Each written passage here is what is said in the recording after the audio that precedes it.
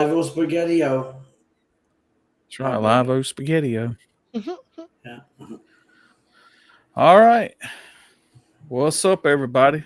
Um, Welcome to my live stream tonight. I'm gonna try to hopefully let a few people get in here before I start my conversation, which some of you might find really interesting. I'm gonna let a few people know I'm live. Uh, Hey, country fan.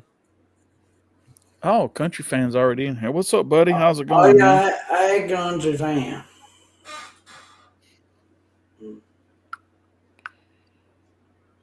Um,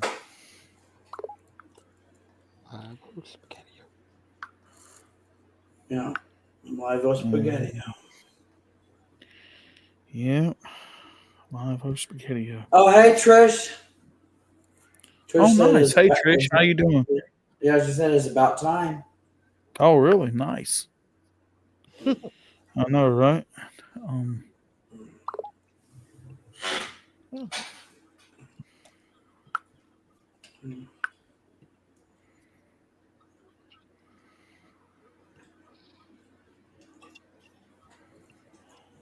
okay. Oh man. Let's see. I think that's everybody that I need to let know that I'm live. I'm good, country fan. Yeah, I'm I'm good too, country fan. I'm gonna wait just a few more minutes and then I'll get this show on the road because I don't want to keep everybody here all night long. You know what I'm saying? Plus, I got to work tomorrow anyway.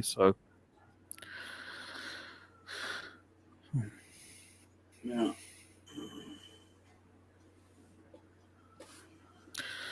So Trish, this is uh my friend Rose. We do a podcast together, and Ice Pets Queen. That's Trish. So Nice. Nice to meet you.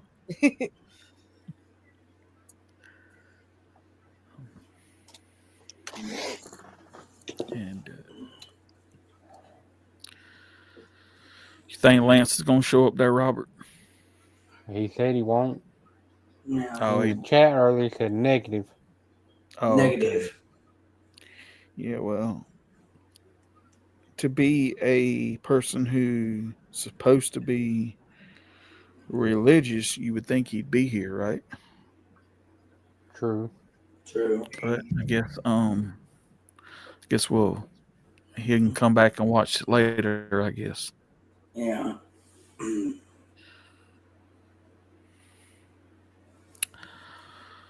I don't really see probably a whole lot more people joining.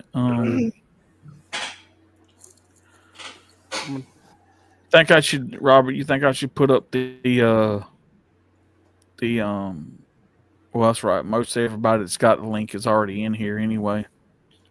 They want to come on screen, I guess. Should be in all the chats, I guess.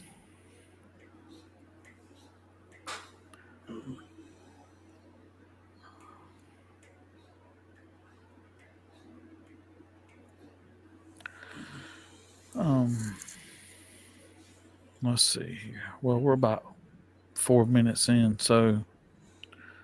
Oh, Metal Dave. Hey, Metal. How's it going, man?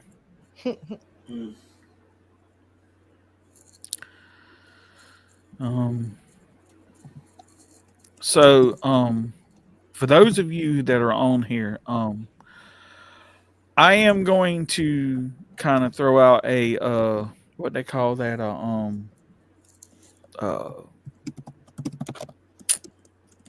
a disclaimer, right? Okay. Mm-hmm. This podcast is going to have some topics to do on religion, and if that offends you or if it's not your thing, I don't mean to. I'm not the kind of person that really throws religion on people, but I just kind of felt like I've been called to do this. So that's really about all I got to say, really. So If this is not for you, I'm not offended if you leave, because I understand that. You know, it's not for everybody.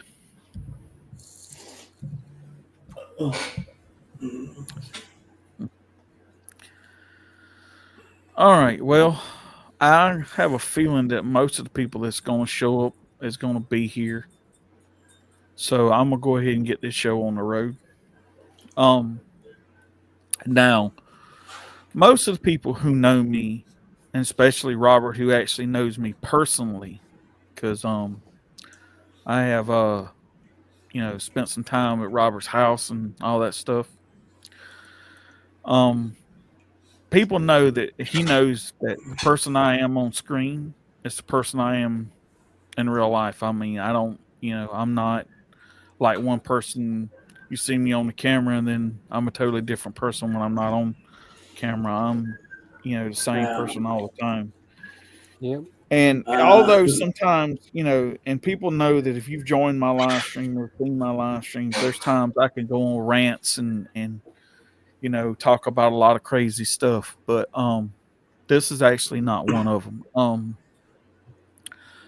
So, and Robert knows personally that I'm not the kind of person that makes stuff up.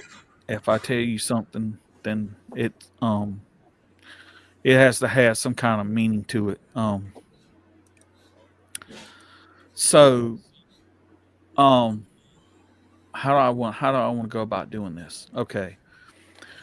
For those people out here who follow religion, that read the Bible and stuff like that, knows and kind of has this feelings that we're in the end times, right? And that they feel it ain't going to be long before our Savior comes back. Okay. And Robert, probably me and Robert's probably one of the ones that talks about religion probably more than anybody else, because we have a lot of the same views. We see a lot of things the same way, and feel that we have pretty much know where we stand with Christ. At least I thought I did. Okay. Well, most people, if you go and you read the book of Revelations, you know about the rapture, about when God's coming back and how things are supposed to happen and how things are supposed to work. So the other night, I had the most realistic and the most like changing dream that I've ever had in my life. Okay. I was somewhere and I can't remember where it was at or whatever.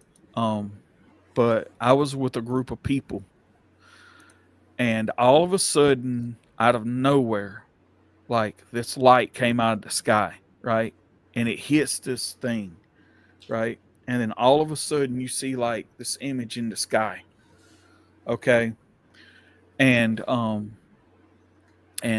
wasn't sure in a dream. I couldn't tell if it was actually Jesus or an angel, right? And anyway, they say when in Revelations, when he comes back, you'll hear the trumpet sound or whatever. Those people who are saved and those people who are true believers, they will hear the trumpet sound. Those that are not won't hear it. So all of a sudden, I hear people talking about, you hear this trumpet sound, and all of a sudden, people like start running, right? We all just start running, and then like people are like just vanishing, like, and all you see is like their clothes and stuff being left behind, like, and I was running, and I don't know what it was, but I was too afraid to look behind me. But I felt something chasing me, right? Like it was, I wanted, you want me to be honest with you? I think it was one of the 4 horsemen of the apocalypse, right? And I was just running. And when and then all of a sudden I woke up, right? and I was literally drenched in sweat. My heart was pounding. I was breathing really, really, really heavily, and like everything in that dream felt absolutely real. Like, it was like, you know how they say in dreams you're not supposed to be able to feel anything. Like everything in that dream, I could feel my feet hit the concrete. I felt everything. It was so realistic to me. And it was like I have never had like any other like any kind of experience like that before. It was something that really kind of when I woke up, I was like I actually had to take a double take to make sure I was actually where I was at, because I didn't really know what was going on. But like, sometimes like when you're dreaming and you have a dream and you dream you're falling, you actually feel like sometimes, but this was nothing like this. I mean, this was like I felt this in my core being, that whatever this was real. It was like I was actually there. That's how realistic it was. And I just want to say that, like I said, I'm not the kind of person that throws religion on people, because that's not who I am, and I believe that everybody should have a right to choose to believe how they want, right? But I am going to say this for a guy who's been um, a Christian and born again since he was a teenager, right? Made me really question, like, how, like, how true is my salvation, right? Like, how, like, because I was sitting down, I was talking to my mom about it, and my mom was telling me, she says, God's trying to tell you something.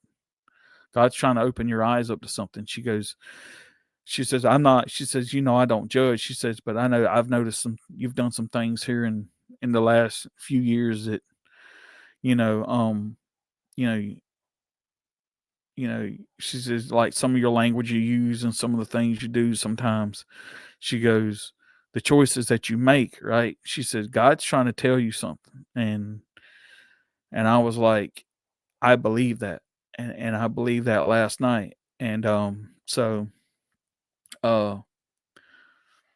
so yesterday, I was sitting here, and I did something that I didn't think I would ever do, but I sat down and I totally gave myself 100% to Christ.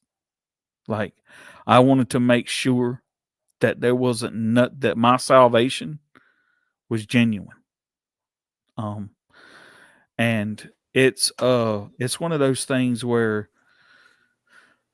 I honestly believe that at one time that that I thought I was maybe as close to God as that I should be, but maybe he was trying to tell me that I wasn't.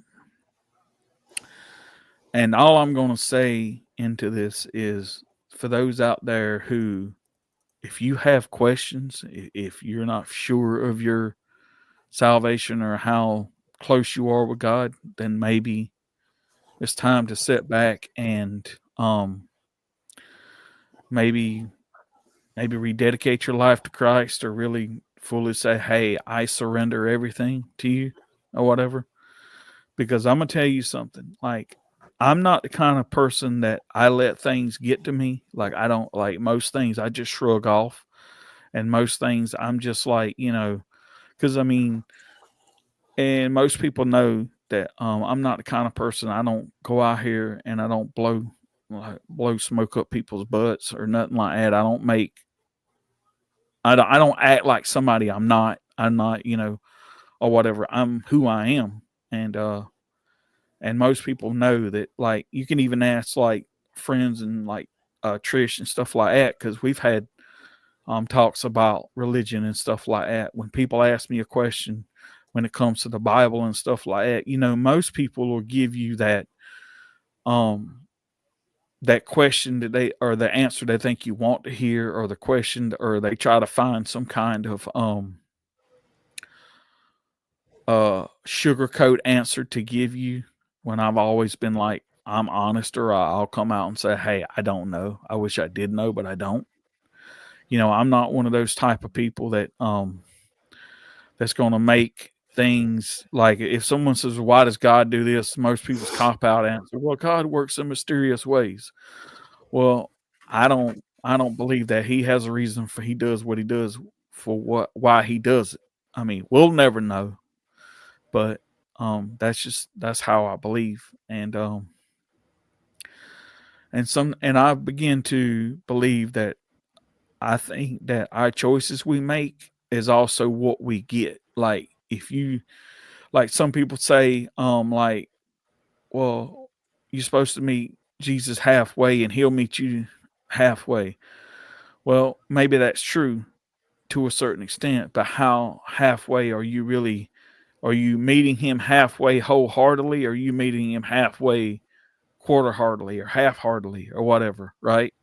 Like, you have to truly sit down and believe that I'm meeting him wholeheartedly for halfway, for him to meet you the same way. Like I said, I'm not trying to convert anybody. That's not what I do. I'm not here to, like, preach at people, but I'm just telling you, like, for a guy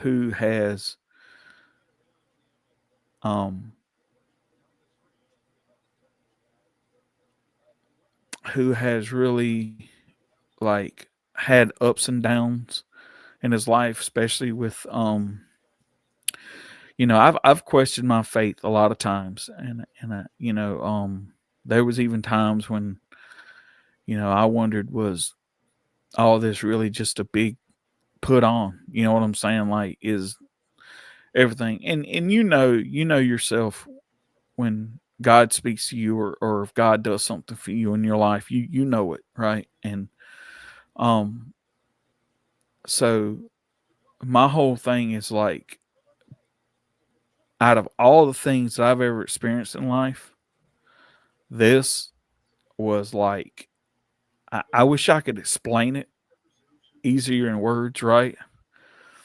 Um, you would had to been there to understand what I'm talking about. It's almost like, and I don't want to, like, people saying, well, it's kind of like watching the Left Behind movies, only, like, multiply that by 10, right? It was just like I was saying, like, I don't even think those movies could explain what I felt the other night. Like, and like I said, I'm not one to, you know, sit here and come out and just tell people stuff, because it's not who I am. You can go back and watch some of my streams. If I'm going to tell you something, I'm gonna research it and all that stuff. I'm gonna be like, I'm not gonna come up here and make myself look stupid, right? But I don't know, man. I just want people I just want people to realize something, that um I'm not going to tell you what you should or shouldn't do with your life, right? But uh but if you're wondering if you should give your life to Christ, I'm going to say yes. Um and whether you believe in a God or not, that's your choice. Like I said, I'm not here to say, oh, well, you need Jesus or something like that. That's not what I'm here for. I'm just here to tell people that, look, for a guy who has walked with his face for a lot of years, and thought that, hey, I was good. You know what I'm saying? That had me questioning everything that I thought I believed about myself, you know? Because I don't know. I'm like I said, I don't usually do stuff like this. I wouldn't come on here and tell people stuff like that. And if somebody would have told me this, I'd have been like, yeah, I don't know if I believe that. But when it happens to you, you know it, right? You can believe it. And my mom was telling me about something, an experience she had years ago when her father was dying and stuff, and some of the things that she saw and stuff like that and everything. And so, and my mom's never really been a big, I mean, she's religious, but she's not the kind of person that sits down and quote Bible verses and stuff like that, right? Like, but she believes and she knows that the Lord's out there and all that stuff and how he works and stuff. And so, yeah, she was telling me, she's like, you need to change some things in your life. And I believe it too, because like I said, and that doesn't mean I'm going to quit. I mean, what I'm saying is I'm still going to do the things that I do. Like, and what I mean by that is like something Gene said the other day, and this is funny. Because Gene's a religious person. Gene's born again and all that. And he was telling me, he says, when you do stuff, it's like you don't worship it. You don't let it be your whole thing. You do everything you do in moderation. Like you can't let it consume you or whatever it is. And I think that's what I was doing with a lot of things in my life. I was letting all this stuff consume me, and it was like I was putting my time and my effort into all the things that really didn't matter. You know what I'm saying? Like there's some things out here that I enjoy doing, like podcasting and stuff like that. And those things I'm still going to do, but there was a lot of things out here that, I was like, I used to put money into a lot of material things that I thought would make me happy and stuff like that. And, the funny thing is you can't take none of that stuff with you when you go. And even if you did put it in a casket with you, it's only going to go in the ground. It ain't going anywhere else. So, but I just wanted to come on here and I wanted to say that. And I'll give anybody else a chance to talk. And if they got something they want to say, or if they got questions, or if they want to give you an experience they got, that's cool. But I just want to tell people, like, if you're questioning anything, maybe it's time to get right, and make sure when you do get right that you give yourself wholeheartedly, and you don't just like, oh, I'm gonna do it because I'm gonna do it. No, you got to go. You got to go all in, or it's all or nothing.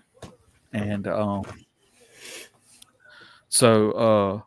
yeah, I just wanted to tell everybody that, and you make your own choice. And like I said, I'm not here preaching at you guys. You can do what you want to.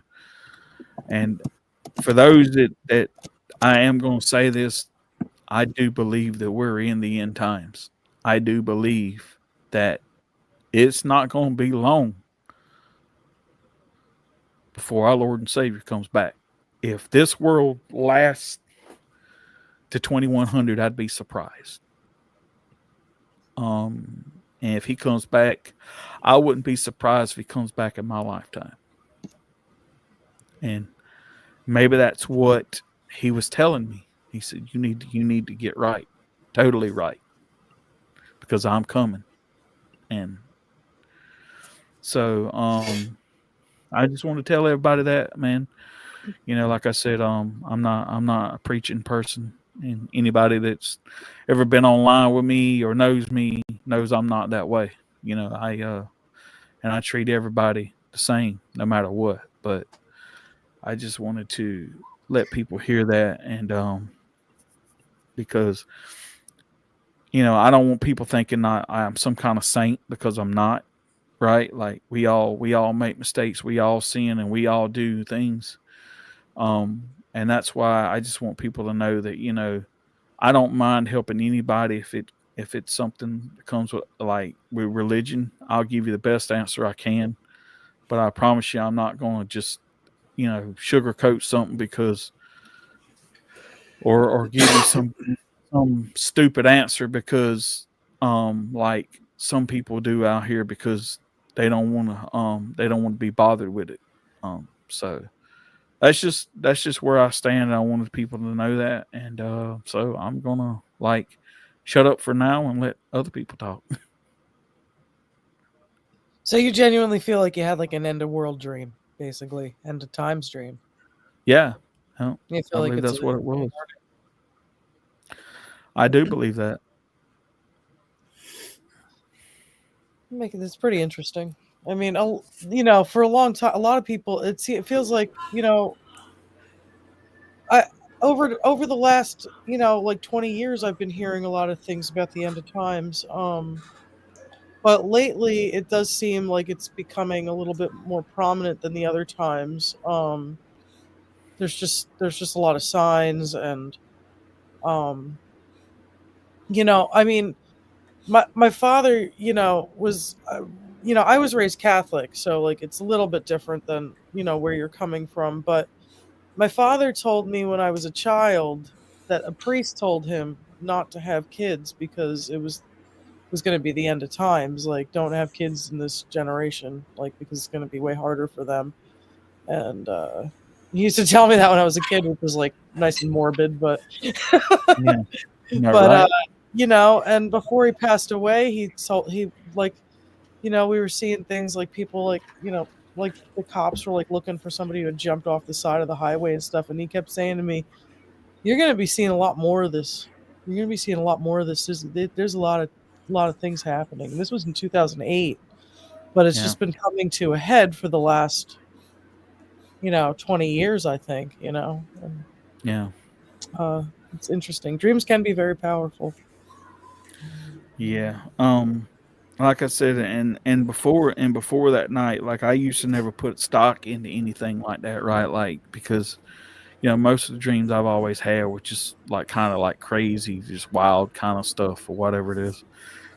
But like I said, I've never experienced anything like that, and it just like I said, you had to be there to understand, and it was nothing like I've ever experienced.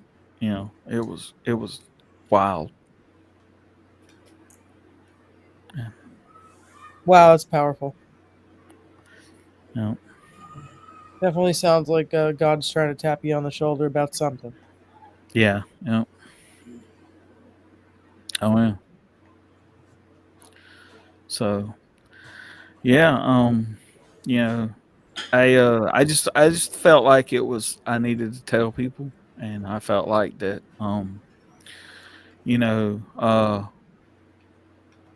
I don't know. I mean, if somebody takes something away for this and it's a good thing, great. And if somebody walks away from this and it's like, whatever, you just talking, and that's up to you too. Like I said, it's not, what I'm saying. I'm not out here thumping the Bible and reading you verses and stuff like that. But I know what I experienced and how I felt, and like I said, it changes a person. It makes you question everything you thought you knew, you know, and how you and like what it really questioned me was my walk with God, like where I was at. And I think that's what he was trying to tell me. He's like, you think your walk with me is what you think it is, but it's really not, you know. And so yeah, I and I do believe that that is a warning that the time is coming, and it's probably going to be sooner than later. So that's why I tell people be prepared because um, tomorrow is not guaranteed, and Absolutely not. and it's funny like I tell people say you know where do you want it? Like I said, when you at the end of the day when you fall asleep at night, do you know where you're at? You know what I'm saying? Like, are you do you know that you're like, you can't guarantee you're gonna wake up in the morning. I mean, you know what I'm saying? So it's like, I'd rather know it's like this. And I told somebody one time, I said, I'd rather give my whole life and everything I am to Jesus. And if I die, if I'm wrong, guess what? And nothing happens, then I didn't lose anything. But let's say I didn't, and everything that's in the Bible and religion and God and all that is real. I mean, imagine where you're going to go if you're wrong. You know what I'm saying? So that's all I can say. I mean, I just,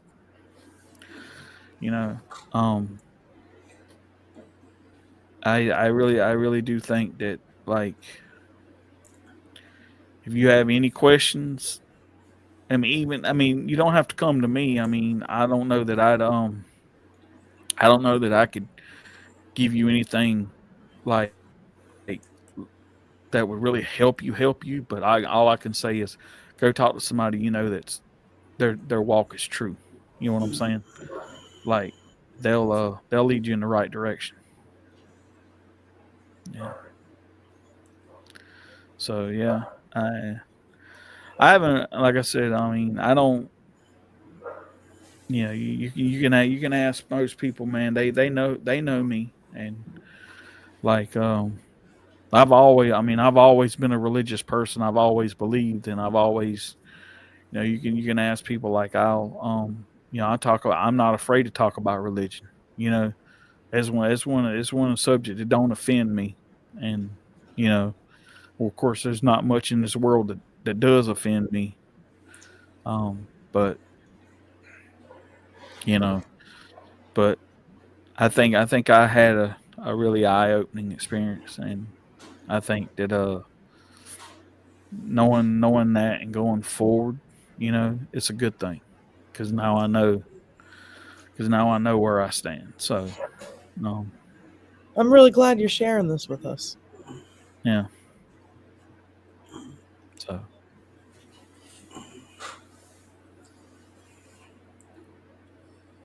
anybody else got anything?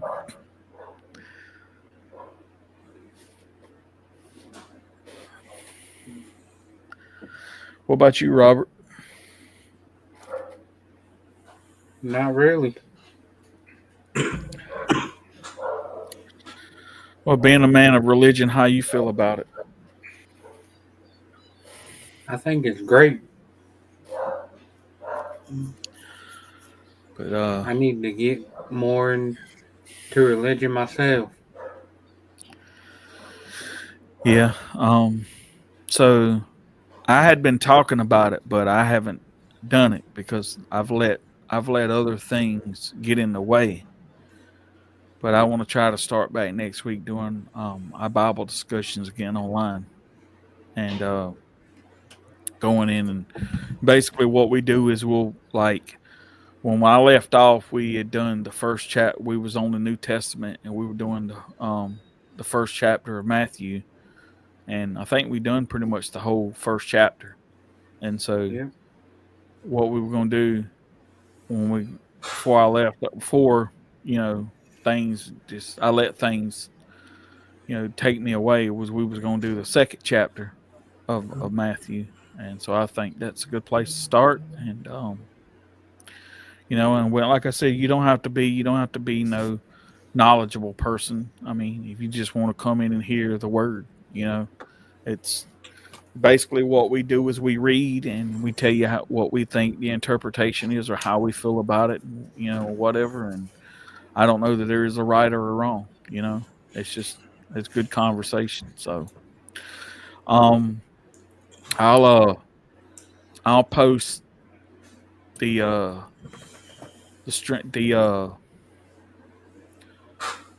link for that YouTube channel, in a lot of groups, and anybody that wants it personal, they can get it from me. And I also give you the StreamYard link if you want to come online and join for that too. So I forgot what the name of that channel was. it's Light in the Darkness. Actually, I think it is Light in the Dark Bible Discussions. I think is what it is. So, yep.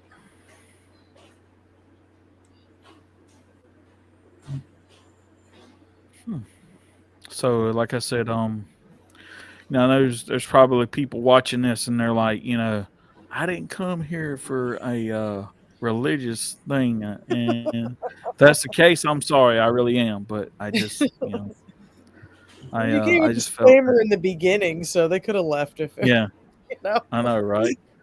So, Mm. oh, All right, I'm gonna post if I can get a copy of the I link. do, I redacted my life. Christ, right? Awesome, man. Cool. I mean, for those people that are still here, I appreciate it. And those people I ran off, well, sorry, but I am who I am, and I'm not ashamed of it. And so, There you go, Bill. I posted it. Okay, cool.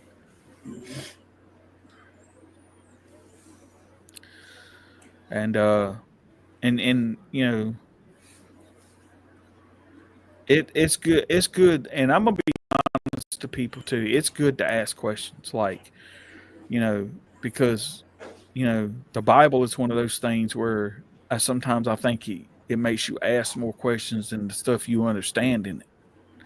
You know what I'm saying? Like it's like some of the stuff you read, just like, I don't understand that, or why is it like this, or why is some things the way they are. I don't know. I can't explain it, but I can tell you one thing. Even myself, like, I'll read things and I'll still leave. I still have a question, and maybe I don't understand it, and so if you if you feel that way, you're not alone. I'm gonna tell you that right now. So.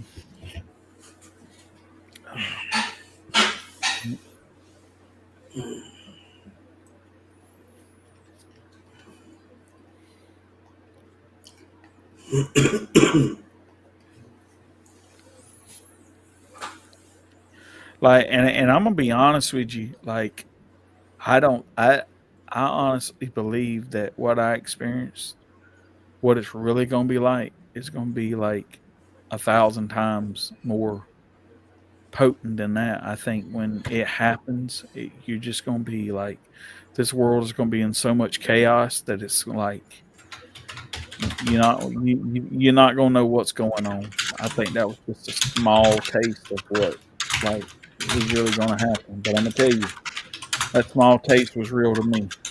And like I said, I don't let things get to me, and most of the time I would just shrug stuff off, but I couldn't. That it was so surreal. And when you feel something, and like I said, you wake up, man, and it's like you felt like you was literally there, and it's just like, wow. And it's just, I don't know. So, yeah. Mm.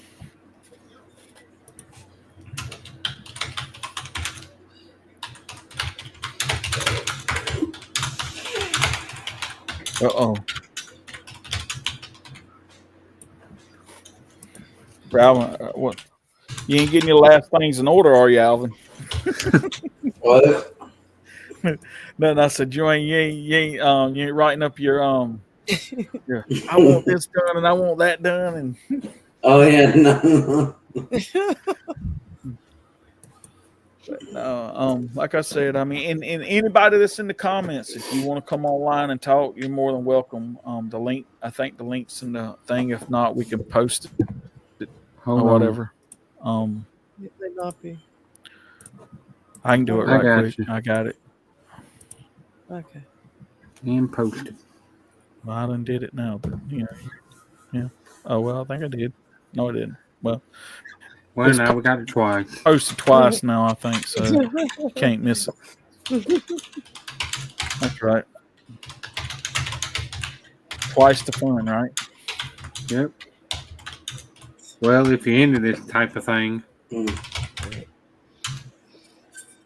Yeah, well, and you really don't. I mean, you don't really have to be. I mean, if you just have a story of something that you think that's interesting, you can tell it. I mean, I just thought that's what I had to do, and so, oh, there's Justin. There's Justin. Justin, well, there he is. How's it going, guys? It's going. I'm good.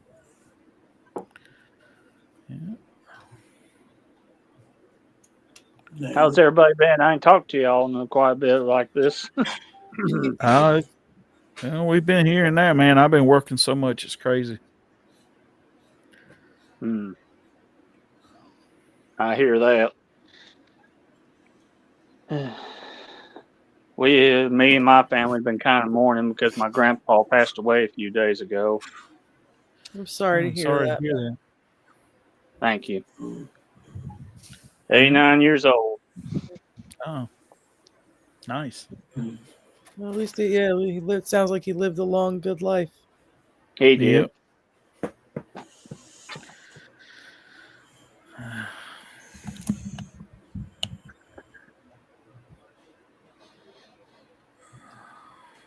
I had an epiphany through Iced Earth's music a couple of years ago. That's why I got so involved with all this stuff.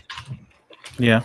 I was listening to the song "The Hunter" and I felt like Jesus was tapping me on the shoulder to stand up for John. It was just the weirdest feeling. It was a really powerful feeling, and it all makes sense now. But I was just why would I? I mean, I was really annoyed about what was going on with him, but then I was just this feels like it has to be part of my calling or something. And I went through a lot of crap. I was talking about it today. I lost my band, kicked me out of the band because they said no one would let me in the venue because I defend John Schaefer. I dealt with all those online trolls and all that crazy stuff, and I don't know. I just kept praying and praying and praying. Things are just working out more and more for John, and I've met all of these powerful and good friends throughout the whole situation. And I feel like God brought me to this community in general. A lot of people I could talk to more about my beliefs and about Christ and stuff too. It's been really cool. Yeah. Well, hey, that's a great thing. Like I said, God uses things that we don't expect Him to use, and to give us, what He's trying to tell us or whatever. And because for those of you who do not know or haven't watched the podcast or anything like that, when all this stuff happened to John or whatever, and he was, doing his time or whatever, he gave his life to Christ, and become a child of Christ, and that's a great thing. So yeah, I mean, it's like I said, I think he's hit. The funny thing that I try to tell people, he's always working. We have to sleep, but he don't. You know what I'm saying? He's, he's always 1,000 steps ahead of us before we even think of the next thing that we think of. He's already ahead of you. So it's, he knows what he's doing, even if we don't. Yep. I never would have thought in a way God would have used Iced Earth to connect me with the people that He's connected me with, and come to find out, all those years ago, where it's led me is I've like Rose said, I've met some really great people, and I don't feel like that. Oh, I have to hide who I am because these people are like, oh, well, you're a Christian, then why are you doing this? Or why are you doing it? Because, like I said, I honestly believe God uses everything, whether it's for Him or not for Him. He's going to find a way to use it to get his message to what he wants for you in your life to get a message across or hook you up with certain people or whatever it is, he's going to use it. He'll find a way to use everything. Absolutely. Absolutely. So, That's 100% true.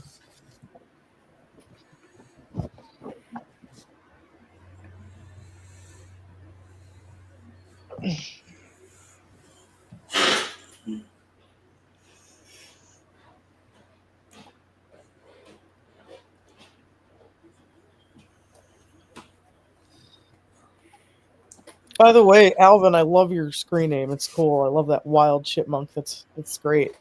Oh, awesome! Thank you.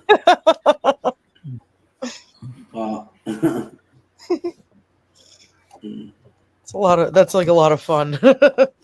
If my name was Alvin, I'd call myself Wild Chipmunk too. That's sick. I think that's the coolest thing. Oh yeah.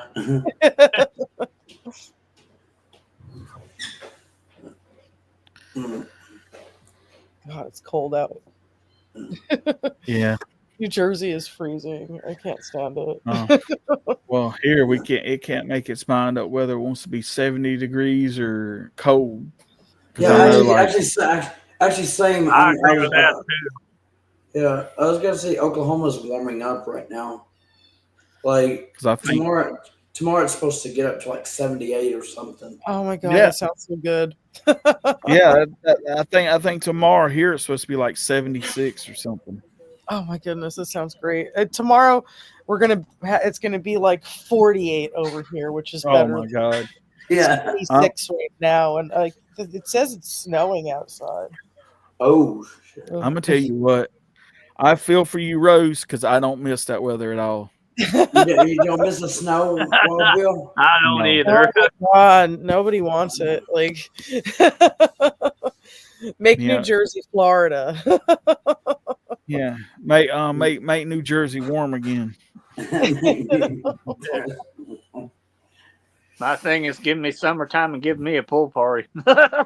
dude, if you gave me about like 72 degrees all year with a nice breeze, man, I would love it, man. That would be great. I'll be honest with you, that's actually the perfect temperature for me too. Like, y'all check this out. Okay, so tomorrow here it's supposed to be 70 degrees. Okay, Tuesday it's supposed to be 78, and then it drops back down to like 59 on Wednesday, and then Thursday it jumps back up to 72. Friday it's gonna be 72, and then Sunday or Saturday it's supposed to be 69, and then 78, 57, and 56. So the only bad part about all that is, right, like I enjoy the 70 days or even like the 69 day. But man, when it starts jumping up and down like that, man, that's what gives you the flu and gets you sick and all that crap. Oh my god, that's probably what happened to me, like last week and stuff. Yep. Like I know when the weather fluctuates like that, man, it gives me headaches and stuff, man. Yeah. Like I could be at work. See, like my work area where I work at and work, it stays kind of warm because I work around a lot of machines. And then I don't know what it is here lately, but man, you go in the daggone bathroom and they got that thing cold as a meat locker in there, and I'm like, what in the world, man? Like you'll actually go in there if you walk in there sweating. It's like, dang, you'll be dang freezing, man. It's like, what in the world's going on in there? I said, now I know where they hide the bodies. Now I know where they hide the bodies. Damn.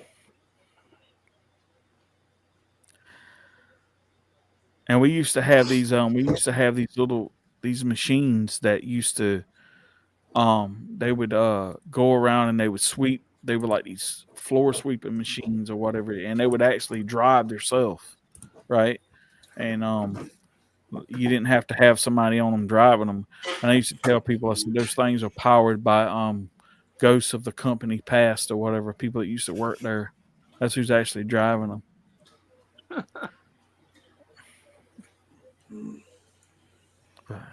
I feel sorry for you, country fan. Yeah. No, I don't care anything about the Super Bowl or the halftime show. Who's in we the all halftime know show? Some, I think, R&B artist, I think, or something. A rap artist or something. Is it Usher? No, that was last year. Was that last?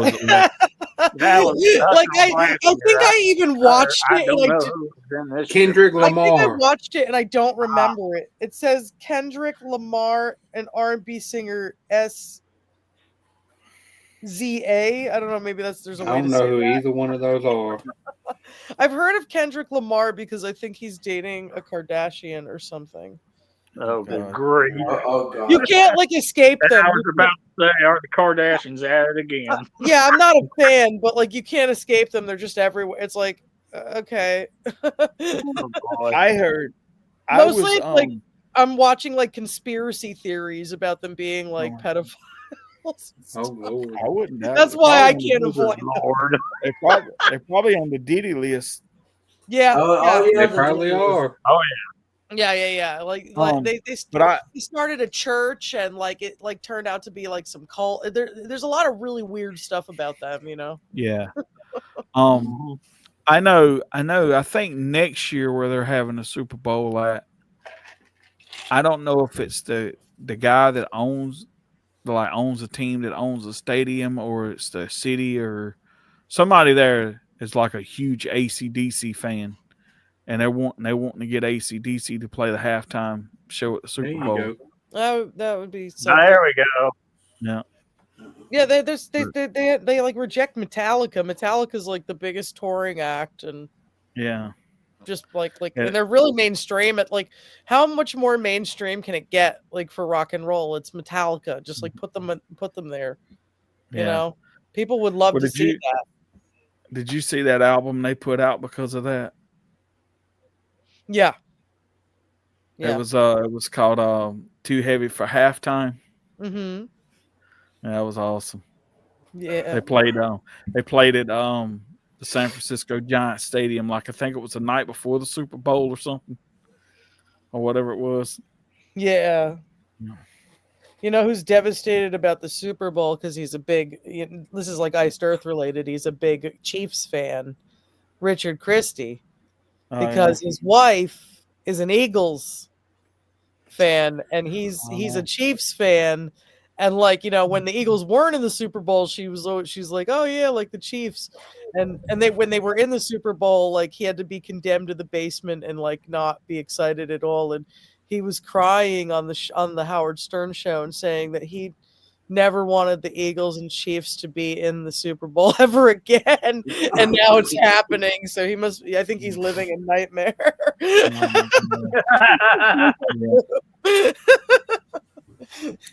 I don't understand that one. Yeah, it was so funny. Like he like actually taped like what was going on. Like when the Eagles would score, she was like screaming and stomping upstairs and going crazy. And then when the Chiefs would like score, he was just like whispering into the camera. He was like, yeah. It's so good. I think it's on YouTube. You could probably find it.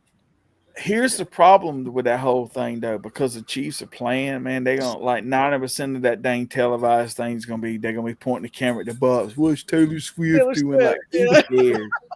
Like, you know, it's like a weird elitist thing, the Taylor Swift thing too. You know, my whole thing is Taylor Swift jumped off a cliff tomorrow, I wouldn't care.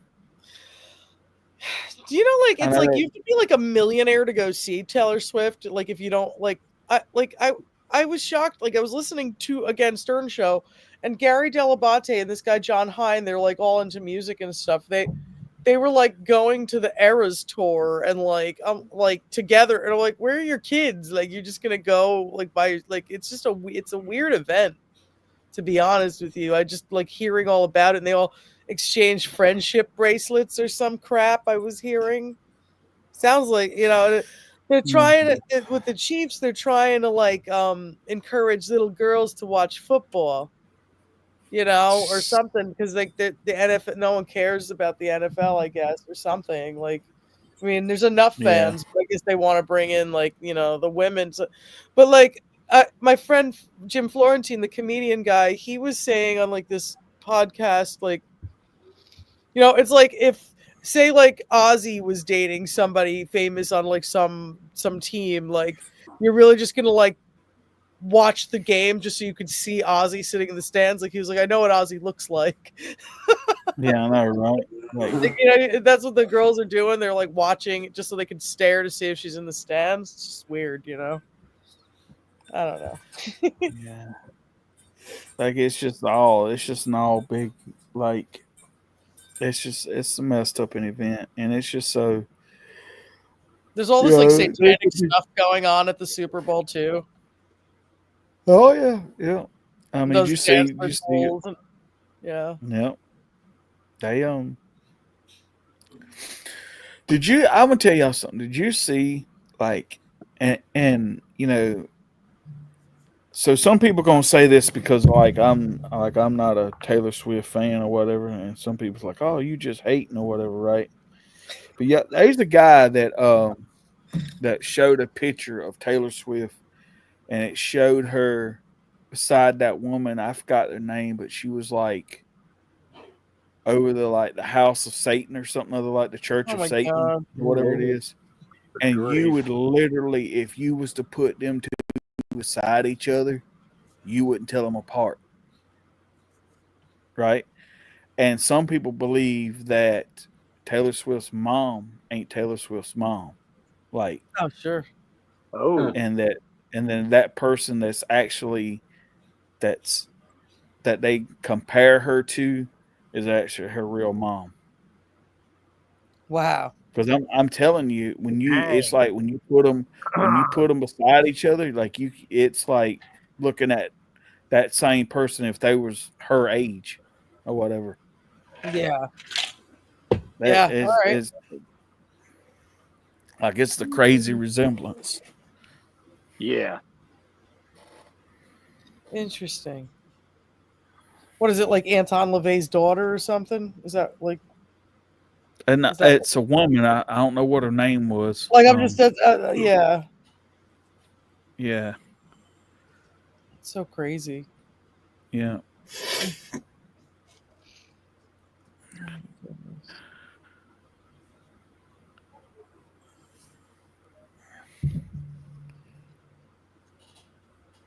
Shoot.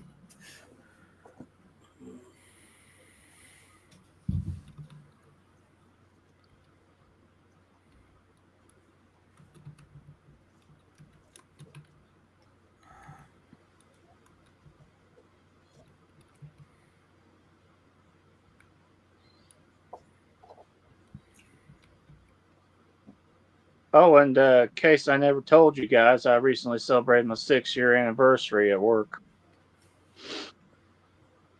Nice. That's great, man. Congratulations. Thank you. Appreciate that. Oh, nice, boy. Let's see if I can find that.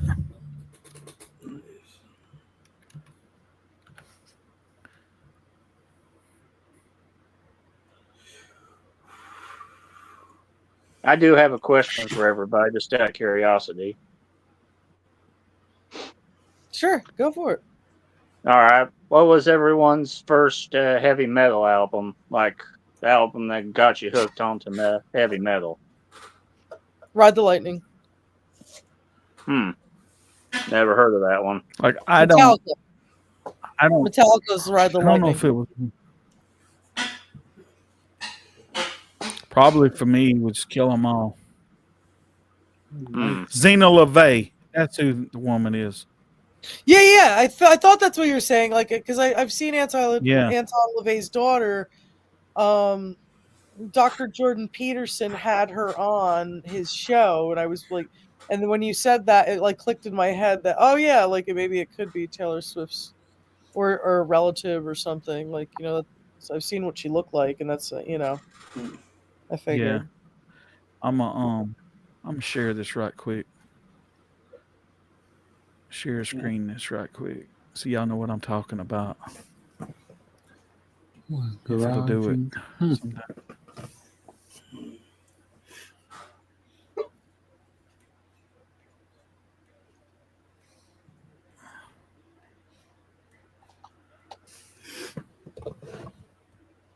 I don't know if I Oh, can make it dang. any bigger or not.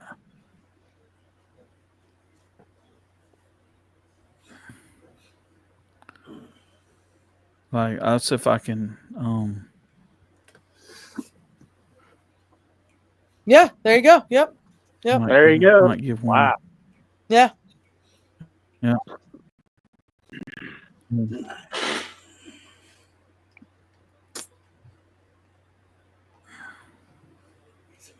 There's another picture of them. Yep. That one's where I think they look most alike, right there. Mm-hmm. Yeah, I think so. I agree. I fully Yeah. agree. Mm-hmm. Me too. So I don't know. I wouldn't say that it's a coincidence, but makes you wonder, right? It does. Yeah. Yep. I mean, and it could just be a coincidence because to believe it or not, we all tied together somehow or another. Yeah. Because, I mean, think you know, about they it. could If just have you're- similar genetics, you know, and like, you know, Yeah. like, but with her, like, she's so Well- prominent in Hollywood, it's very suspicious. I don't know. I'm always Yeah, suspicious well, about like those top level people. Like, why is it like $8,000? Like, Yeah. I'm not saying that's the price. Why is it $8,000 to see Taylor Swift? And why are like some too old? As much as I love some of the Stern Show guys and stuff, and I love these guys. I'm not getting like they're I'm not accusing them of anything. But what the hell are these like 65-year-old guys doing hanging out at Taylor Swift concert? I know, Like, what? right? It doesn't seem right. Something's like, I don't know. They obviously need better taste in music. They have really good Yeah. taste in music, though. These guys have like really great vinyl collections. John and Gary, like the Baba Booey guy, they're like really into vinyl. Like, and they you know they have like some like I've heard them talk. They had a show actually. They had like a vinyl show on VH1, and they used to talk about like all these great albums and go to all these like vintage record stores and everything. So I'm just like, what is the appeal here? It's just like it's got to be some weird ritual or something. I'm telling you. Oh, Daria's I'm in here. really suspicious. I'm really suspicious about it. I know, right? Hi, Daria. How you doing? I love her profile picture there. Yeah. Yeah, she's Yeah. fun. Oh, nice. Yeah. My first heavy metal album was I hope I'm saying the band's name right. There was the band's name's called Silverstein, and the album was Discovering the Waterfront, dated 2006. Nice. Yeah. You want to know what my favorite metal album is? Yeah. Steel Dragon. Oh my god.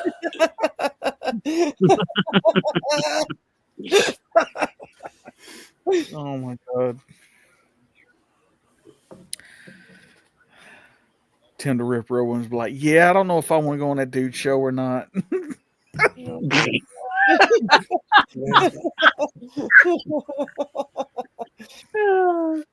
Just like when we end up having rip runs, like, so I heard like at one time you were singing for the band Steel Dragon. I know, right? I just, yeah, he'll laugh. I'm sure he'd laugh. Like, Yeah. I'm telling you right now, he should start a band called Blood Pollution.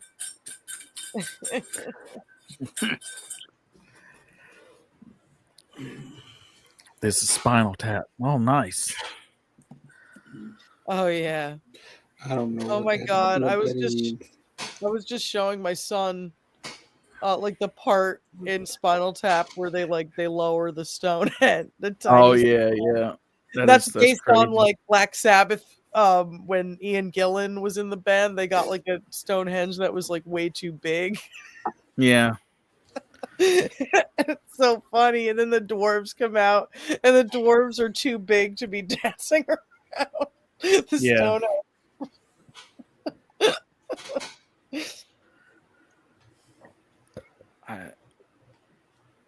Oh yeah, the air guitar section of Idiocracy. Yeah, that is a.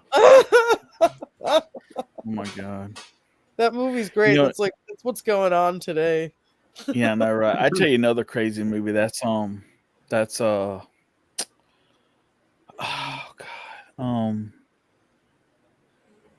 it was a movie I liked. It was with Jack Black. I can't think of the name of it now. It's the one where they go find a pick of destiny. Oh yeah. I think it's just Tenacious D and the Pick of Destiny. Yeah. Yeah. That used to be my favorite movie. My dad and I used to watch that one all the time. Yep. Do you think that there's any? I'm like suspicious. Like I'm always suspicious of these movies. Do you think there's any like truth behind that movie? Like that there's like some type of like special something that's like satanic that makes all these rock stars. You know, I don't know. Like I'm always suspicious. Daria, don't know if you want to or not, but that's the link if you want to join us on screen or whatever. You don't have to. I was just posting it just in case, you know. But anyway, yeah, I don't know. I mean, you know, I've always, you know, here's the funny thing about me, right? I've always thought that everything that's ever been put out here in the world, whether people say that it's fiction or whatever it is, I think it has some kind of basis somewhere. I mean, you gotta think, man. I mean, I know people's minds, you know, they're, you know, God gave you your brain is probably the most complex thing there is out here or whatever. But you know, where do these ideas come from? I mean, and some things I just have to believe that some of it's got to be based in fact somewhere, you know. So, like, could they be something behind that? Sure, maybe they could be, but yeah, maybe you never know. Yeah, Jack Black is kind of woke, or at least he was anyway. Well, they like that Kyle Gass, like that whole thing that Kyle Gass did in Australia. Did you hear about that? Yeah, I seen that. Yeah, that whole thing. He said that thing about Trump, and you know when he almost got assassinated, and then like even at that point, Jack Black had to distance himself. Yeah. It's like, yeah.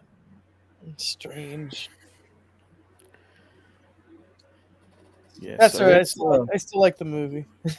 Yeah. Oh, yeah. I mean, it's hilarious. I mean, yeah, and you know what? It's entertainment. I mean,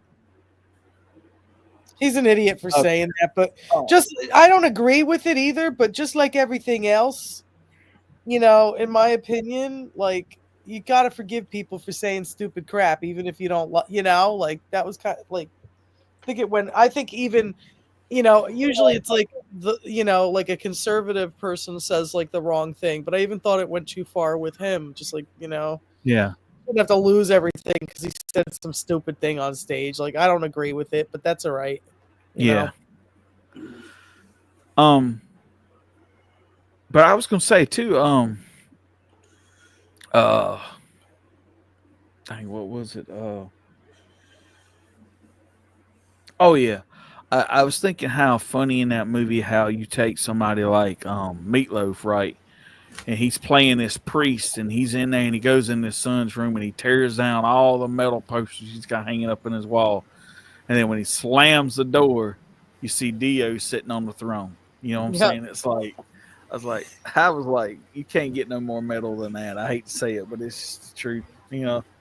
Yeah, and Dio comes out of the poster and sings. Yeah.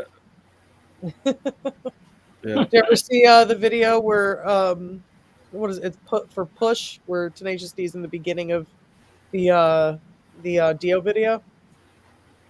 I think so. Yeah. I think they're playing. I think at the end they play Heaven and Hell too, like just playing it on the street, and then they, you know, yeah. That's crazy. Right. What? No shit. Oh, nice.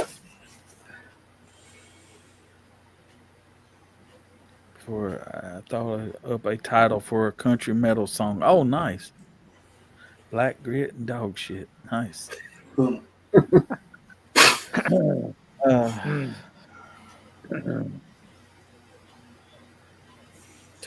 cleared. Nice. But yeah,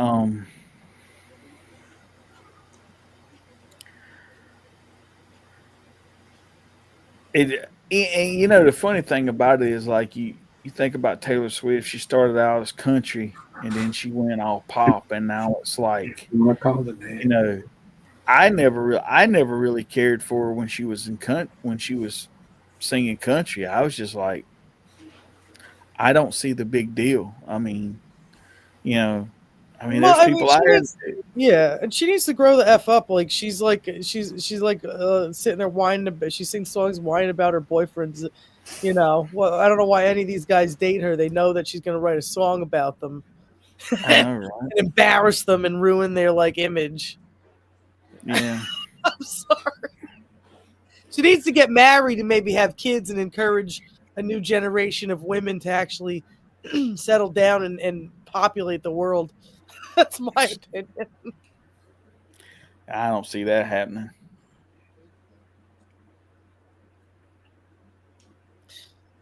Me neither. So many single women, they all want to be single and independent, and then when they're like 50, they freak out. Yeah. And Taylor Swift is part of that whole initiative. I don't know. Yeah. Well, I do know. I don't know why I'm saying I don't know. I'm not backing away from that statement. But I mean, it's like, I try not to like, harp on people's views and stuff, because Sure, they got a right to feel the way they want to feel. You know what I'm saying? Exactly. But like some of these people out here, though, they just like, you can tell. Like, I'll give you an example. For instance, like Alec Baldwin, right? Yeah. You look out here, he done all these Saturday Night Live skits, and he done a Trump and all this stuff, right? Yep. And all this crazy talking. Then he winds up shooting somebody on the movie set of Rust there. I know. But Did the you bad ever? part- You go ahead. Keep going. The woman died. The bad part about I know, but the bad part about it was right. Like in the end, he never got punished for that. Right? They just And I'm sitting here thinking like that's Brandon Lee 2.0. You know what I'm saying? It's like Yeah. It makes you feel like that Brandon Lee died in vain because you would have thought like, well, at least maybe if the good thing come out of his death was you'd have all this movie safety and stuff now with, them not wanting to like try to use live rounds and make dummy rounds and stuff like that out of, and Absolutely. more gun safety on movie sets, and now all these years later, it's like, wow, Yeah, and he's like out there preaching like being anti-gun, like and Yeah. trying to take everybody's rights away, but like you're the reason, like you're the one that can't be responsible. And his movie, he should have had responsible people, like on there, like double, triple checking things like this. Yeah.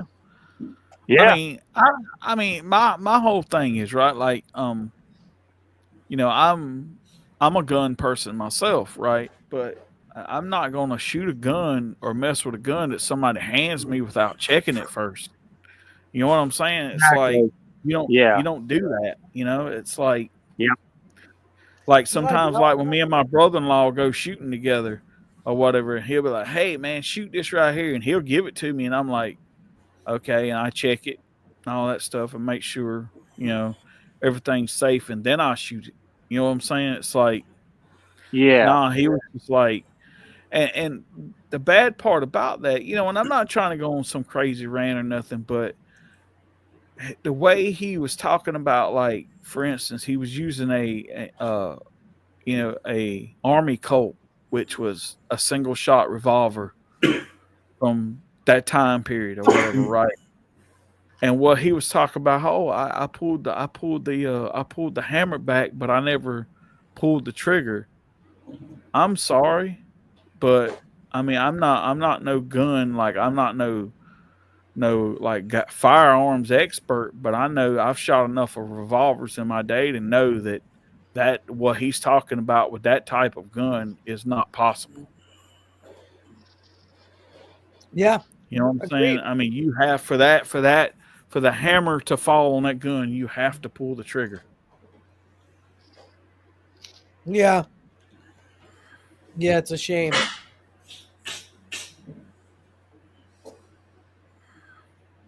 I don't know. I don't love that guy too much anyway. Like, I don't care about the Trump stuff either. It's not that. It's just, Yeah. Some he's people so are just highly opinionated. And then, you know, it was like what it started when he started like screaming at his kid on the voicemail, calling his kid a 12-year-old a rude, thoughtless little pig. yeah. I don't know if you remember that crap, but like that voicemail was nuts. Like I just kind of think when you're a kind of person like that, right? That you shouldn't even like have an opinion about something. That's just the way I look at it. You know, like what gives you the right to talk about anybody else? You know what I'm saying? It's like,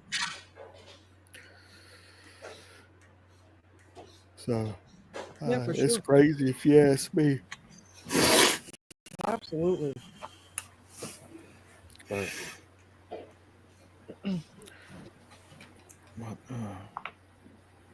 By the way, I've got an announcement I'd like to make. Sure. go ahead. I have a brand new channel, and it's outside of YouTube. It's on a website called Odyssey. It's called Justin's Classic Country. So Nice. give me a follow if you want to. Odyssey, okay. Is that like a video service? Video website, yeah, where you can upload freely without copyright problems. Oh, okay. Yeah. Nice. Cool. Nice. Odyssey. Cool. That was one of the spaceships on Apollo 13, the Odyssey. As long as it ain't like StreamYard. I mean, you now. Oh yeah. Happy about it. Dear. Dear God. I ain't even gonna get into that. Nope. But I already got 2 videos up already. oh, nice. Yep. Well, I hadn't made any videos in a while except for the podcast we're doing right now. But yeah.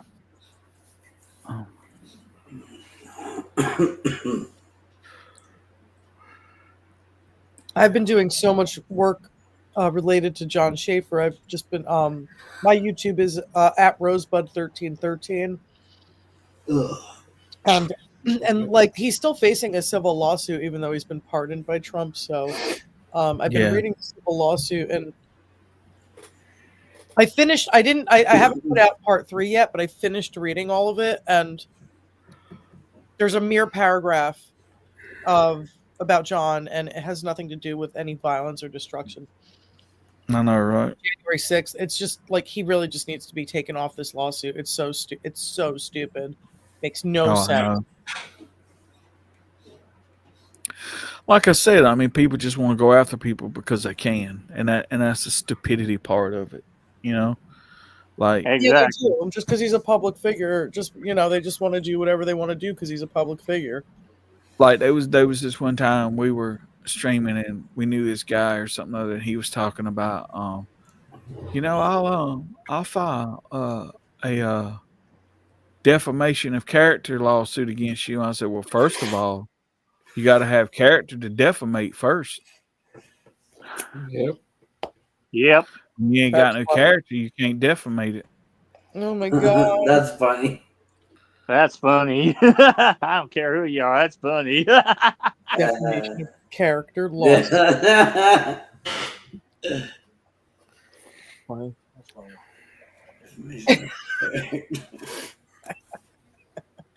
He needs to listen to that song by Travis Tritt, I'm Gonna Be Somebody. Yep. And to quote another one of his songs, here's a quarter called Someone Who Cares. That's true too. What's wrong? I don't know, Dave. I really don't, man.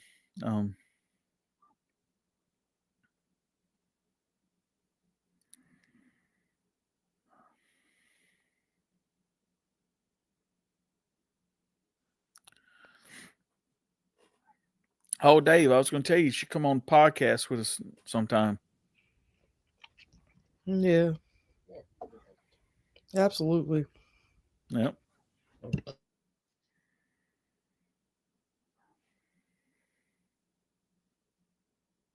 Got a question for y'all. Go ahead. Has anybody listened to the new Randy Travis song? And if you have, what do you think of it? I mean, I like the song, but it kind of sucks knowing that it's like 98% AI, but Yep.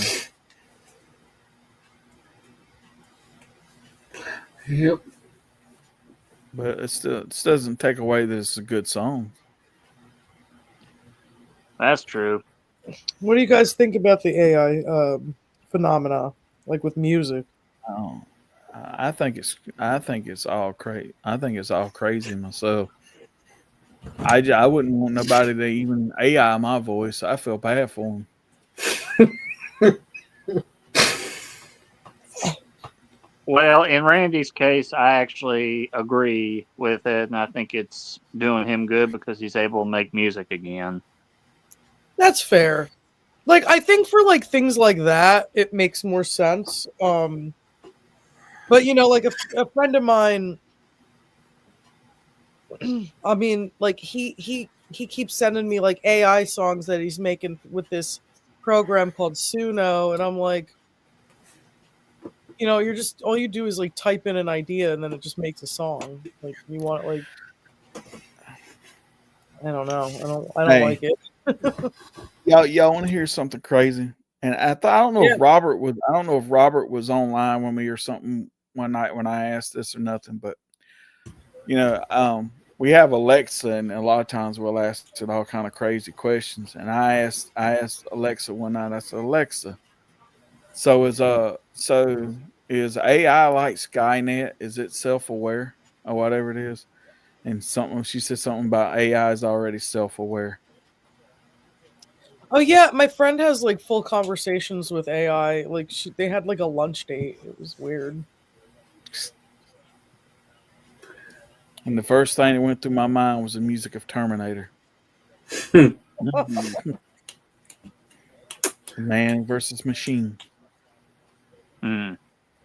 I mean, I hate to say this, and again, like you say, I mean, where does stuff like that actually come from? Like, it makes you wonder sometimes, like, if these things are implanted in people's minds because that is what they're trying to make the world. They're trying to tell people in the world, like, if you mess with this type of stuff, this is what's going to happen, or this is what could happen. You know what I'm saying? It's like it almost makes you think like, are these things being like put in people's minds because it's like, it's a warning, and just like I believe that dream was a warning. It's like you need to,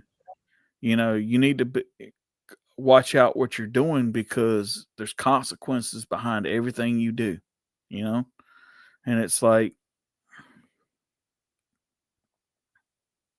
yeah. So, like I said, it's all about craziness and stuff, Yep. Yeah. Yep.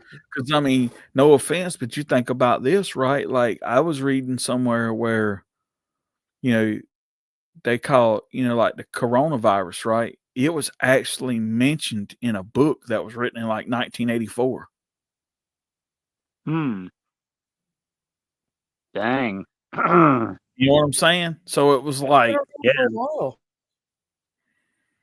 so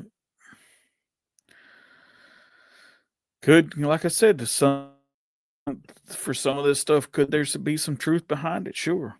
I mean, Sure. nothing would surprise me now, to be honest with you.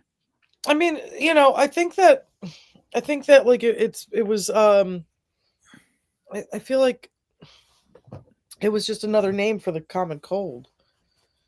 Yeah. Yeah, Well, a lot of people would tell you that the coronavirus wasn't nothing but the flu on steroids.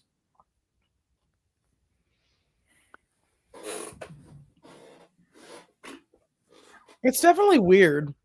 I mean, when I've had COVID, the only thing, I don't get sick. I have like heart palpitations, and Yeah. it's really weird. It's not like I don't, and I'm like, oh, like maybe I should take a test and then I'll be positive, and then everybody around me gets sick. But not that it happens often, but it's happened to me like 2 times already. Well, see, here's the funny thing. Like, I believe at first, like when they were telling people about like how, oh man, when you get COVID, you got to quarantine and all this stuff, or you're gonna get sick. Okay, my sister had COVID, right? Yeah. Her husband and her daughter, neither one quarantined themselves from her, and neither one of them got it. So I mean, I just think it's like, okay, like what are you like? So what are you trying to blow out of proportion here? And I actually heard this from somebody who was actually a nurse, saying that they were people that would like they were actually diagnosing people with COVID that really didn't have it, because some of the hospitals were getting like kickback from the government Yeah. for them to like, or whatever it is. And I'm telling you, man, like some of this stuff, it's like that's the stuff that they don't want people to know. And it's like, why are you my thing is why are you hiding all this stuff? I mean, if you're gonna do, I mean, I've always said it's like this right here. If you're gonna do, like my sister always says, if you're gonna play stupid games, you win stupid prizes, right? Yeah. It's just like this Yep. right here. I mean, if you're gonna do this stuff, why hide it? I mean, hell, ain't nothing gonna happen to you no way. Because I mean, when you're elite like that, I mean, what really happens to you? Once in a while, somebody elite might actually pay the price, but very seldom. So it's like,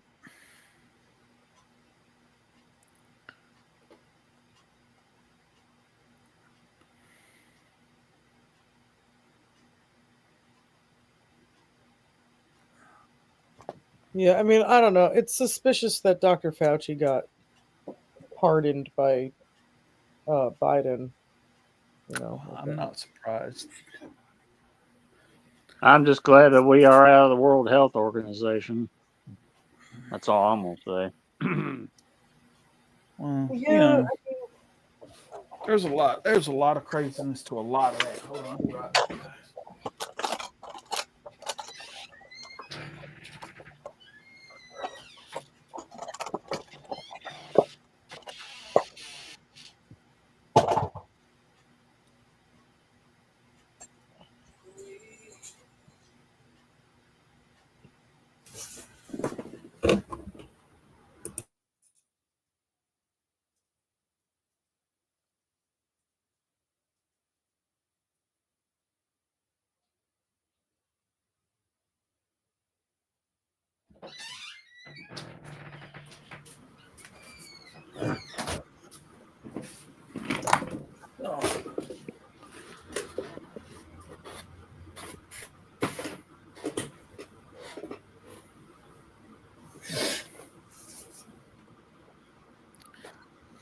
Oh.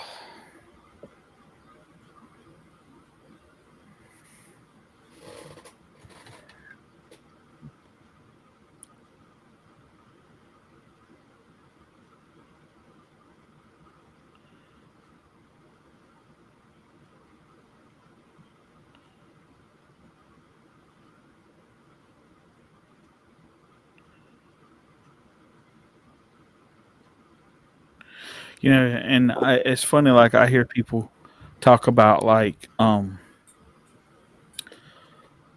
you know, they'll be like, oh,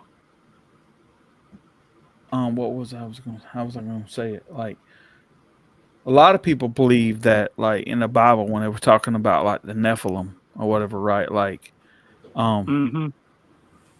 that's okay, Trish.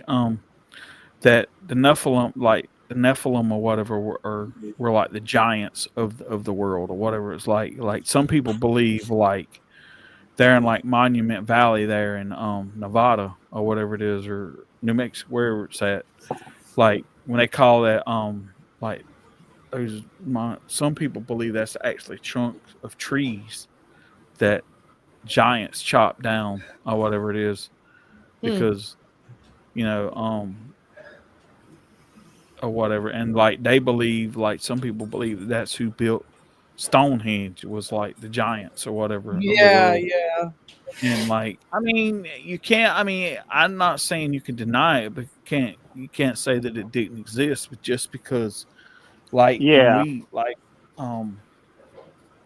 Sure. you look at things like that in the Bible and stuff, it's like it's never really specific on how they described a lot of this stuff, but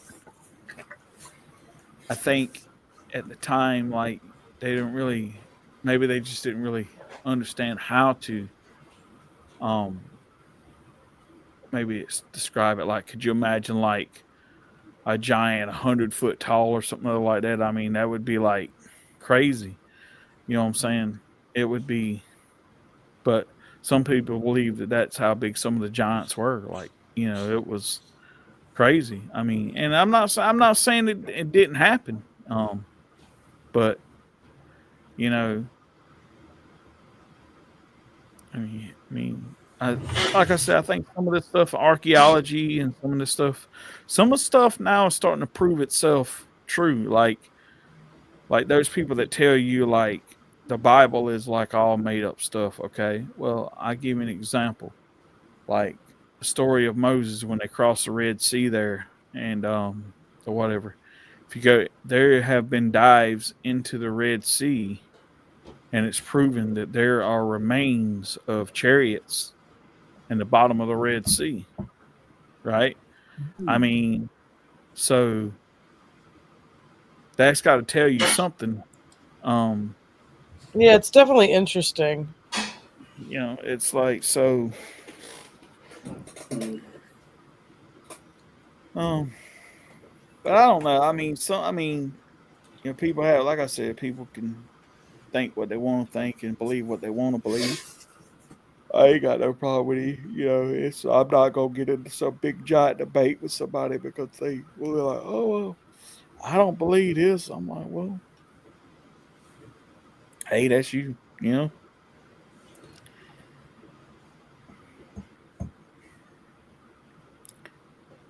Unless they say Taylor Swift's a great singer, then I might have to disagree with them. But.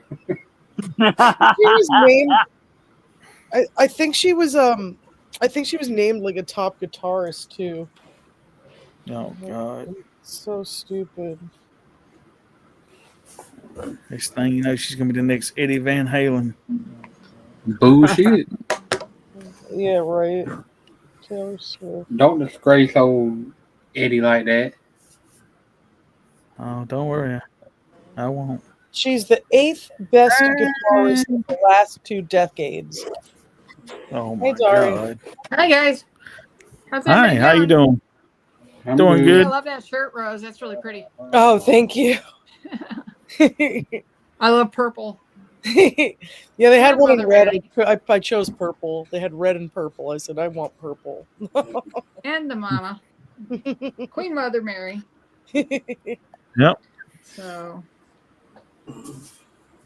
yeah, I think I sent you that meme I made, right? About unrestricted psychological warfare, Rose. Yes. Yeah. I was on X 2 nights ago in the middle of the night. I was up all night and I was talking to a couple other people, and apparently it was a common thing to get woke up around 1:32 in the morning. like Saturday night, or was it Saturday morning, I suppose. And I don't know if there were sunspots going off or what, but Oh wow. I was just like doom scrolling through YouTube and then Twitter and Twitter X. And it just, I stumbled across something and I thought, the people in here that are commenting are part of like the psyop, is everything. I don't believe that we're getting straight answers on anything from either side, or any side for that matter. That's why it's called, I made this meme, unrestricted psychological warfare. Oh my can only be defeated when you do not consent, do not comply, and do not play. Yep. Yeah. And I used, I can't do like screen share stuff, but can you guys see that from that 1983 film War Games? Yep. So this was a meme I kept putting up.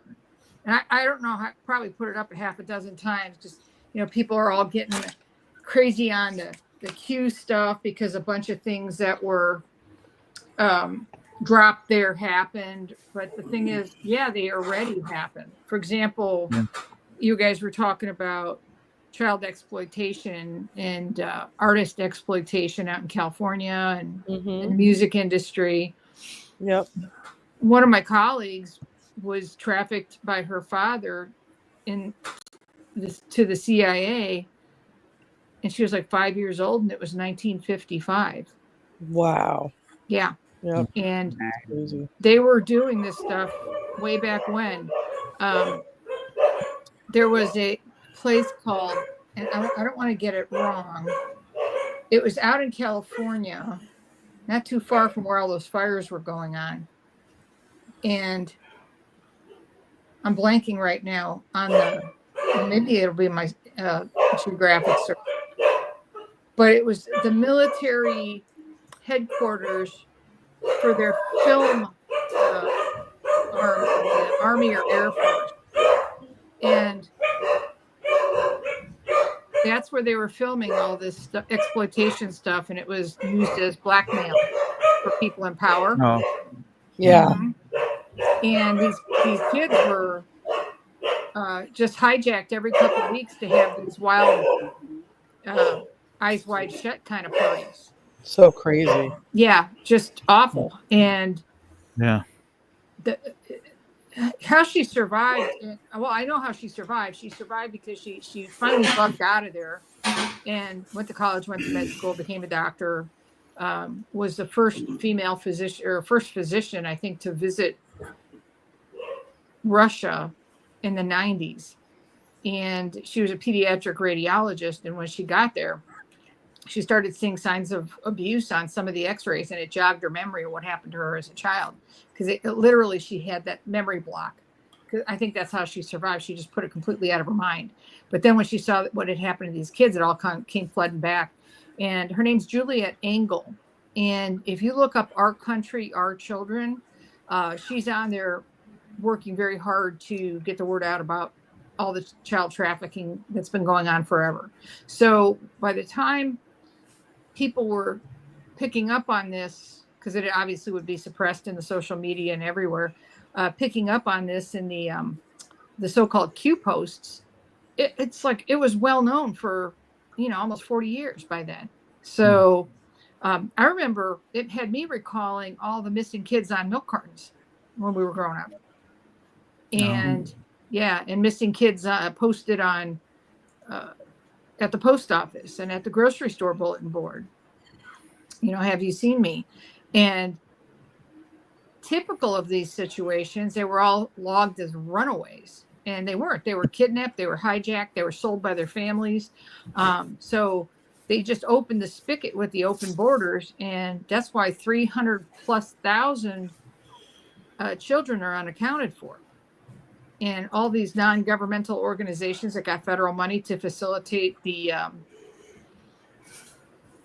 so-called guests, there were like plane loads of kids being flown on private jets from military bases out to California. If you go back and look at Monkey Works, he was tracking all these things, and you had to it's almost like it's so obvious, it was like in plain sight. And if you go back and look at some, Oprah had a panel. I don't know if it's still up, but there was a lady on there that had multiple personality disorder and described the exact same type of ritual abuse, and her family put her through this, and they would sacrifice children. It was really sick. And so crazy. Oh yeah, Dr. Phil had someone on talking about this too.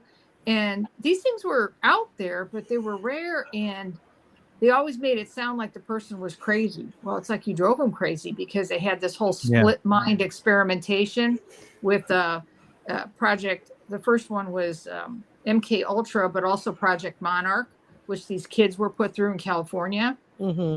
Yep. And it's far more prevalent than you realize. And in one other discussion or article I read, it's like there's probably someone like this doing these kind of nasty things on every city block in America.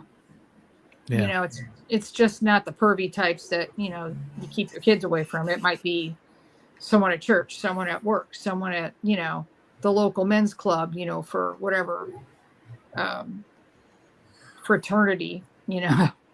On the Flintstones, they even had the water buffaloes, right? That was mocking a particular fraternity. Yep. So, there's a bunch of them. And again, it's just people join a lot of these groups when they're in their careers, or they're invited to. Some of you guys might have been invited to these things in the course of your work.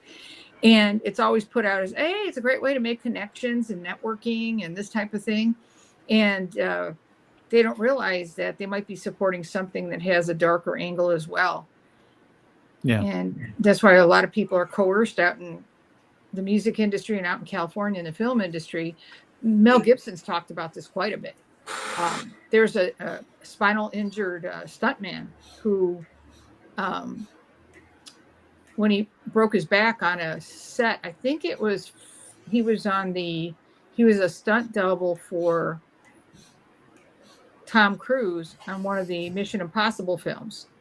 And he was supposed to jump onto a glass window pane, and it broke. And he fell and shattered his vertebrae, and then he was paraplegic, and then he recovered his leg function, but his bowel and bladder wasn't working. And he relayed the story of how he went to a specific physical therapist who specialized in this. And the therapist opened his eyes to the fact that she has these traumatized kids coming in with the same problems, but it's not from a broken back. It's from being assaulted. And then he started thinking back on, you know, some of the things that he had picked up on that he didn't, you know, it's like in your peripheral vision or something. It's not quite on your radar because you're there for a different job. And he started saying, oh yeah, this is very much real. And so, but people tend to fly off the handle, and at some point fact and reality sort of spin off into fiction, and you know, our imagination sometimes are our worst enemies, you know. So a lot of these guys get away with it because it's hard for a traumatized person to tell a story straight. And I mean, look at, you know, the one that struck me today that's sort of bubbling to the surface is how all these disparate, like, wicked assassinations were by some kind of trans group.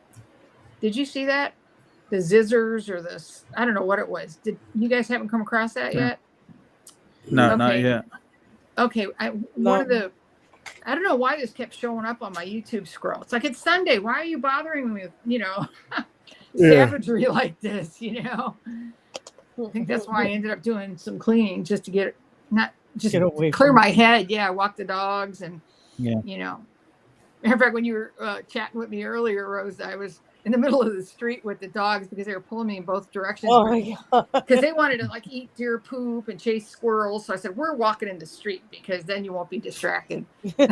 Luckily, no cars came by. Yeah. There was just a couple doors from my house, but it was crazy. And then I got back in, but yeah, it was early this afternoon that I saw that stuff, and I was like, oh, why does this keep showing up? Yeah, but maybe the algorithm sees I'm watching one news crime video, so it pops up the next one. But if you go to Twitter X, And if you haven't followed him, go to Andy No, NGO. Okay. I think it's Mr. Andy No. He has been a Antifa. He started out as like an Antifa reporter in BLM, and he actually had a head injury from one of those riots. And I got to meet him after that because he was a guest at a Hillsdale College event in Tennessee, just outside of Nashville. And I also got to meet one of the attorneys, who I think he's been involved in some of the January 6th defendants as well. And I have to look his name up. You can tell I'm getting tired. I forgot.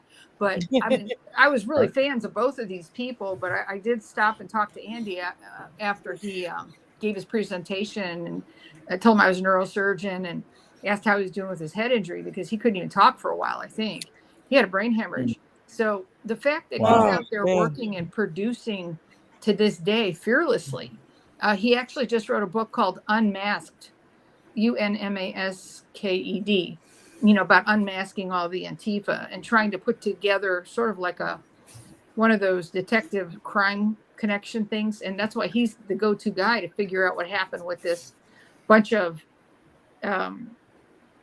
diabolically disordered people. Okay. And they were just literally just murder was their only action in anything. They murdered a landlord. They murdered in California, they murdered a border patrol agent in Vermont near the Canadian border.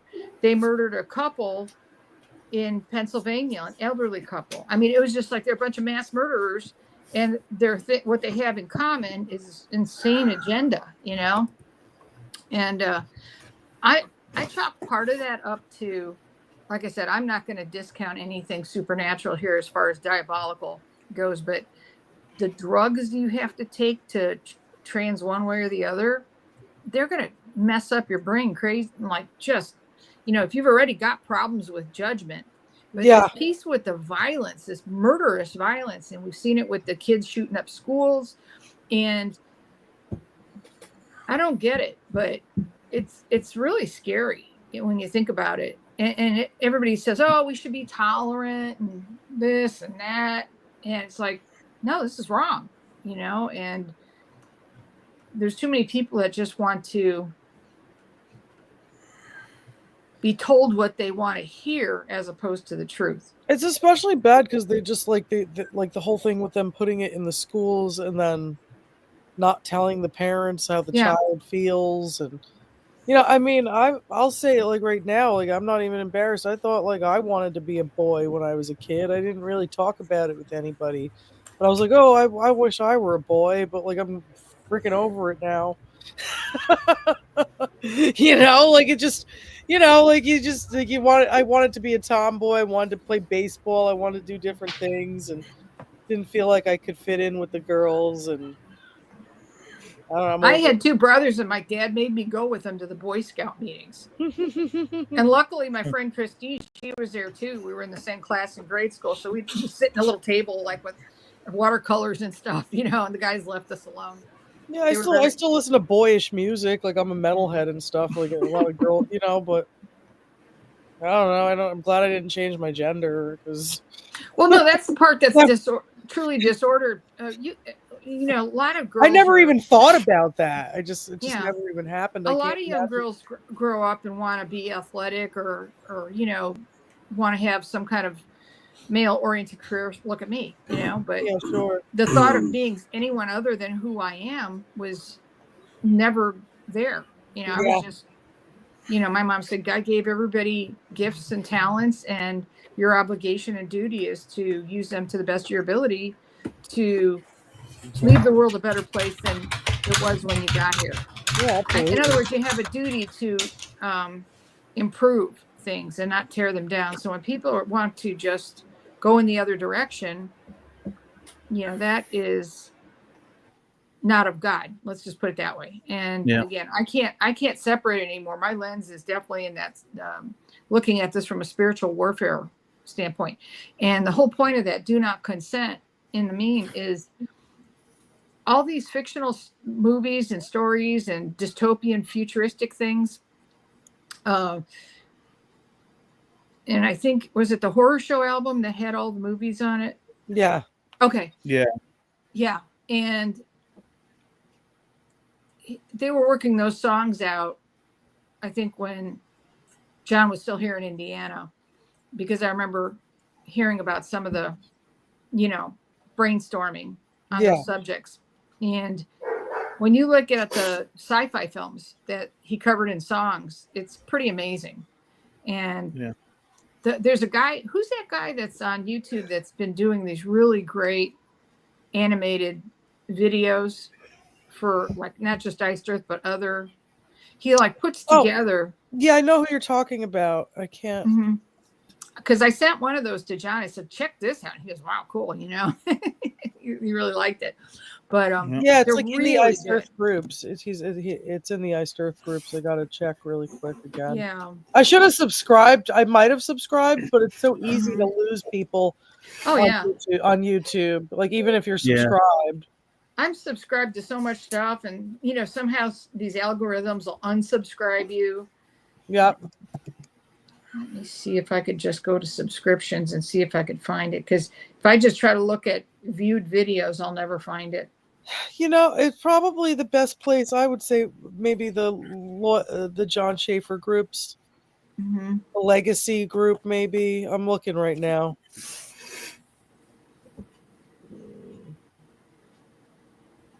Well, it's cool to see people being creative with it. Here we go. Oh, yeah. I found him. What's his name? I'm good. I found a video.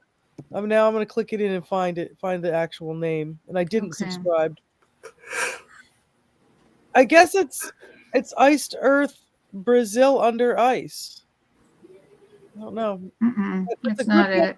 Because the guy does other videos. Yeah, no, you're right. I thought it was that. All right, I'm wrong. But I did see this video. Hold on, I'll find it. Yeah, and these my subscriptions list is not in any kind of order, so that doesn't help. No, I know. There's no rhyme or reason to all of it. Okay, so the Declaration Day. This is an older one, isn't it? Iced Earth Brazil. Yeah, that was from a year ago. Yeah, that's got to be a different his one. channel.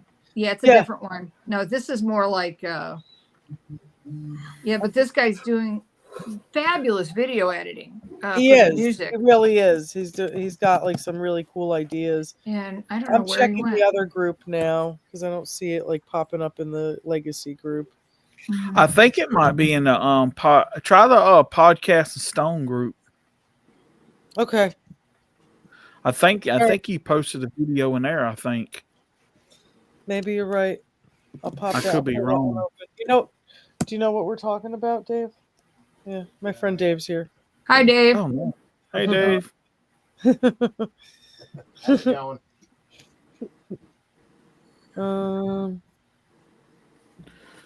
Let me look at my viewed videos. This is going to take a while, but I missed your Bill. I missed your dream. Oh yeah. Yeah. I found it. I think this time. Altar of Madness. I could tell it again. What is it? Of Madness. I just looked them. I'm sending it to you. Let's see. That has to be it. Yep. Another one. Hollow Man. Yep. Yeah, he's got playlist Morbid Angel. Let's see. I want to get to the channel. I want to open the channel. Oh, I see. Wait a minute. They've got. I don't know. No, just Morbid Angel just keeps coming up. I just sent you the direct link for the actual YouTube video. Oh, okay. Let me get that pulled up here. Looks like he does a lot of videos with different artists. Oh, the Altar of Madness. Okay, wait a second. Yep. Yeah, and I know one of these.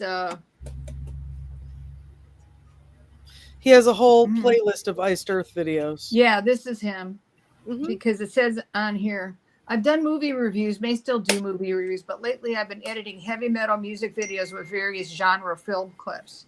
Yeah. Yeah. The world may be a crazy place, but through the madness of entertainment, whether it be film, music, or gaming, there just may be yet an escape from reality. Welcome to the Ultra Madness, reviews and other craziness coming soon. Ironically, though, it's the escape from reality is reality, because you're getting projections of what's going to come. It's called predictive programming. That's why I keep saying all these old sci-fi dystopian movies of the 70s are now documentaries. Yeah. You know, all of them. It's crazy. Yeah, that's it. That's it. Thanks for sending me that. Yeah, I figured it out. And good job. We had to crack the case. That's right. Scooby-Doo on it. But no. Anyway. I was saying, I could either tell it again, or you can kind of, if you wanted to go back later and check this stream out, you know. Why don't you refresh? Because what if somebody just came in? Tell it one more time. Why not? Okay, so basically, like I've always been a religious person, and like I was telling them earlier, I've always thought that, you know, my walk with God was a lot closer than I've, you know, always thought it was. But anyway, a few nights ago, I had this dream, and it was so realistic to me that it was like I was actually there, and like everything in that dream I could feel and experience. Mm-hmm. It was like a rapture-like type dream. I don't know where I was at or why I was there, but I was with like a group of people, and there was like this statue thing or something anyway. And like I said, there was like this light thing that just all of a sudden come out of the sky, and it hit this statue, and it like lit up or whatever. And then all of a sudden, like up in the sky, you could see like this image, and I'm not sure if it was like of God or of an angel or something anyway. And you know how they talk about in the book of Revelations when when God comes back, you know, the people that are saved, or they'll hear a trumpet sound or whatever. And then all of a sudden it's like the people are like those that are chosen or those that are his people will be called up and the rest will be left behind. Right. Well, it was kind of one of those things where it's like I was standing there and everybody was witnessing this. And then a bunch of stuff started happening, and then everybody kind of like started running, and somebody was like, "Do you hear the trumpets sounding or whatever?" Right.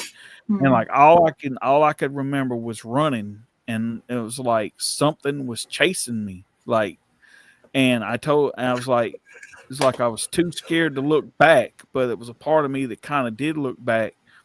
And I was telling them, I said, I think it was like one of the 4 horsemen of apocalypse, you know, and it was like, it felt so real to me. Like I woke up and I was sweating.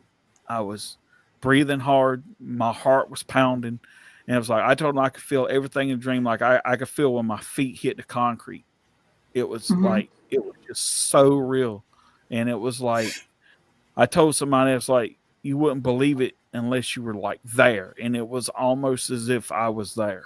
Kind of like, it was almost, I want to say it was almost like an out of body experience or something, but it was just like crazy. And it was, I don't know. It was, something I've never experienced before. And, you know, it was funny. I was telling my mom about it earlier, and she's like, you know, God's telling you something. And she goes, he's telling you that there's some things in your life that you need to change. And like, she's also saying that, you know, like people have been saying for a long time now that we're in the end times and it's getting close. And I think God was trying to tell me, you know, hey, you know, you think you're where you think you're at, that you're really not. And you need to, like, there's things in your life you need to change and everything. So yeah, it was something like, and usually I'm not the kind of person that's like things don't bother me. Like I've had like weird dreams before, and it was just like nothing, but I've never had something that felt so like so real to me, like I was actually there. And it was I mean, I wish I could really explain it better, but I can't.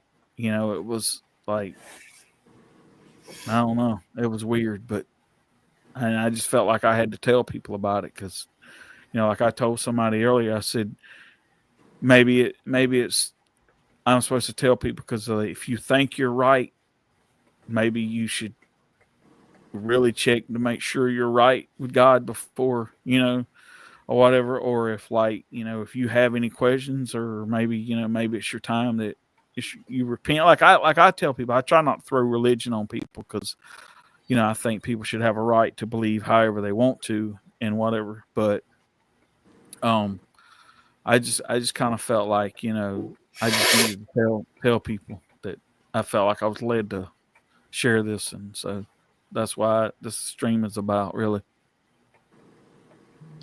Oh, okay, great. Yeah, actually, it's a real thing. It's called lucid dreaming. I just put a link in the YouTube chat.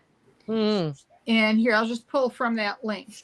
Lucid dreaming is not a myth or a mere figment of the imagination. It's a scientifically verified state, observable and measurable. Studies have pinpointed its occurrence during the REM, rapid eye movement stage of sleep, a phase known for intense brain activity and vivid dreams. Researchers have linked lucid dreaming to specific neurological processes, suggesting its ties to the brain's capacity for self-awareness and metacognition.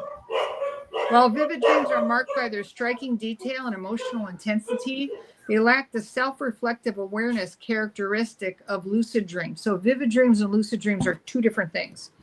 Yeah.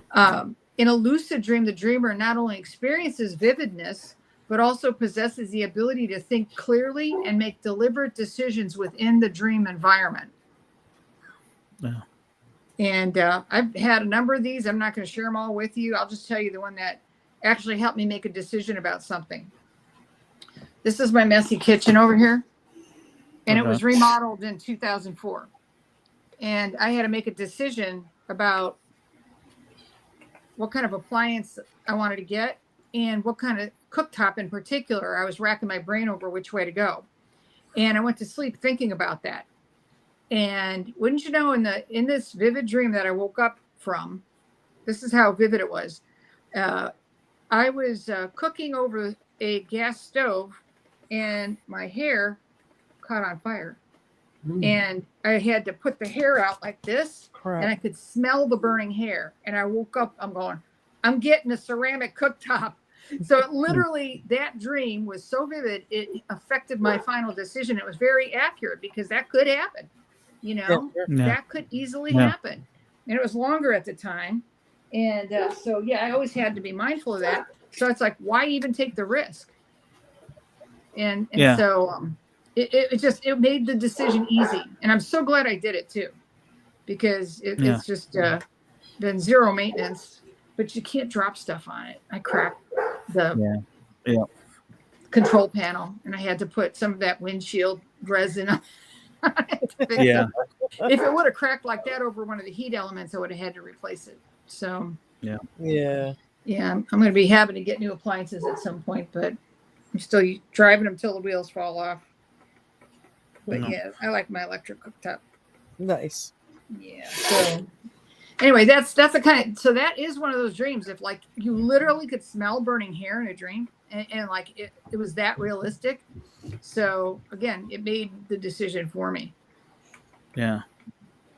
And I had a really realistic dream recently that a friend of mine, I'm not going to like name names, a friend of mine like died and I never got to see them again. And, we're like we're like those types of friends that kind of like, used to like every couple months say hello when I go, go see my friend when, he does shows and stuff like that. And I had this dream that he died and I could never see him again. And I freaked out. And, but now we've like been hanging out like constantly and it's, become like this really great connection to have. And, but it was so real. I woke up like destroyed, like the whole, like week, honestly. And I was like, something's telling me I have to reconnect, and I'm glad I did. But that was the last dream that I had that was like really intensely real, scary, and very, I don't know. I don't even know how to describe it. It's wild. Well, here, I'm going to read you something. Bible's really handy if you ever just wonder about any concepts. Mm-hmm. Yeah. I've got a good one here for you. Matthew 1, verse 20. I'll start before that. Matthew 1:19. This has to do with Mary, Mother Mary, telling Joseph, her spouse, and I don't even know if they were married yet or not. You guys probably are more up on the Bible stuff than I am. But here's what it's reading. Whereupon Joseph, her husband, okay, so they were married, being just a man and not willing publicly to expose her because she had just told him that she was found with child of the Holy Ghost, was minded to put her away privately. But while he thought on these things, behold, the angel of the Lord appeared to him in his sleep, saying, Joseph, son of David, fear not to take unto thee Mary thy wife, for that which is conceived in her is of the Holy Ghost. And Joseph, rising up from sleep, did as the angel of the Lord had commanded him, and took unto him his wife. Okay, so, and then later, Matthew 2:13, and after they were departed, behold, an angel of the Lord appeared in sleep to Joseph. Joseph kept getting these downloads in his sleep, saying, arise and take the child and his mother and fly into Egypt, and be there until I shall tell thee. For it will come to pass that Herod will seek the child to destroy him. And that was Matthew 2:13. And then, when Herod was dead, behold, an angel of the Lord appeared in sleep to Joseph in Egypt. And this was Matthew 2:19. Wow. So Joseph every time he was given marching orders, they were in his sleep. And this calendar, this is my new calendar for February. This is so cool. I got to show you guys this. This is a painting by some classical artist. And this is the return from Egypt. Oh, nice. Joseph, Mary, and young Jesus. I don't know. I guess he's a few years old. And look, there's an angel. Oh, wow. An angel behind him with a donkey. Wow. Yeah. How cool is that? And then the Holy Ghost is like the white dove flying over him. So that's them hiking back to Israel. Wow. I don't know. Somewhere on here, I think it says who the artist is, but yeah, this is like every month I have, it's got all our calendar stuff on it, like when we should eat meat and stuff like that. Oh, really nice. Cool. And holy days. That's why I put that today was Candlemas Day. That always cracks me up because there's a metal band called Candlemas. Yeah. But it's actually, we had all kinds of candle stuff. Oh, you know what? I forgot to take my candle home. It was blessed and everything. Everybody left them in the pews, so I thought I had to put it back in the thing. But they actually had said to take them home with you and use them in times of strife or sickness. Light the candle. So I did get a bunch blessed, but not this particular candle commemoration or observance, I guess. It was like a 2-hour service. A lot of Christmas carols and singing, and it was pretty cool. But I was gone I left the house at 8 and I got home around 1:30. Wow. I did feed the doggies out. I did feed the doggies before I left, so they were pretty happy. Yeah. Yeah. I didn't like before when I used to go to church in Indy and just, throw them a biscuit or something before I left. And then I'm gone for 4 hours. And it's like, it was food. So I made sure I fed them before I left. Yeah. But So dreams are, look, going back to the Bible, this is something very significant actually. So when you feel it that real, and again, that's an actual, I'm going to go back to that article. It's so cool. because there's actually science and spirituality related to lucid dreaming. And I just told you about the spiritual, what can happen there. Mhm. You know, for me, when I started looking at some vivid dreams, you know, a lot of them are just dumb. You know, it's like something, things kind of mashed together from your day, and they kind of show up in dumb stuff in a dream. I never remember most of it, but I'm the same way. Yeah. And probably all for the better, though, huh? But I'm glad. Yeah. I'm still very grateful. That had to have been a Holy Ghost dream about, hey, you're going to set your hair on fire if you, if you buy a gas stove. I probably would have too. Yeah. So lucid dreaming occupies a unique space in the landscape of sleep research.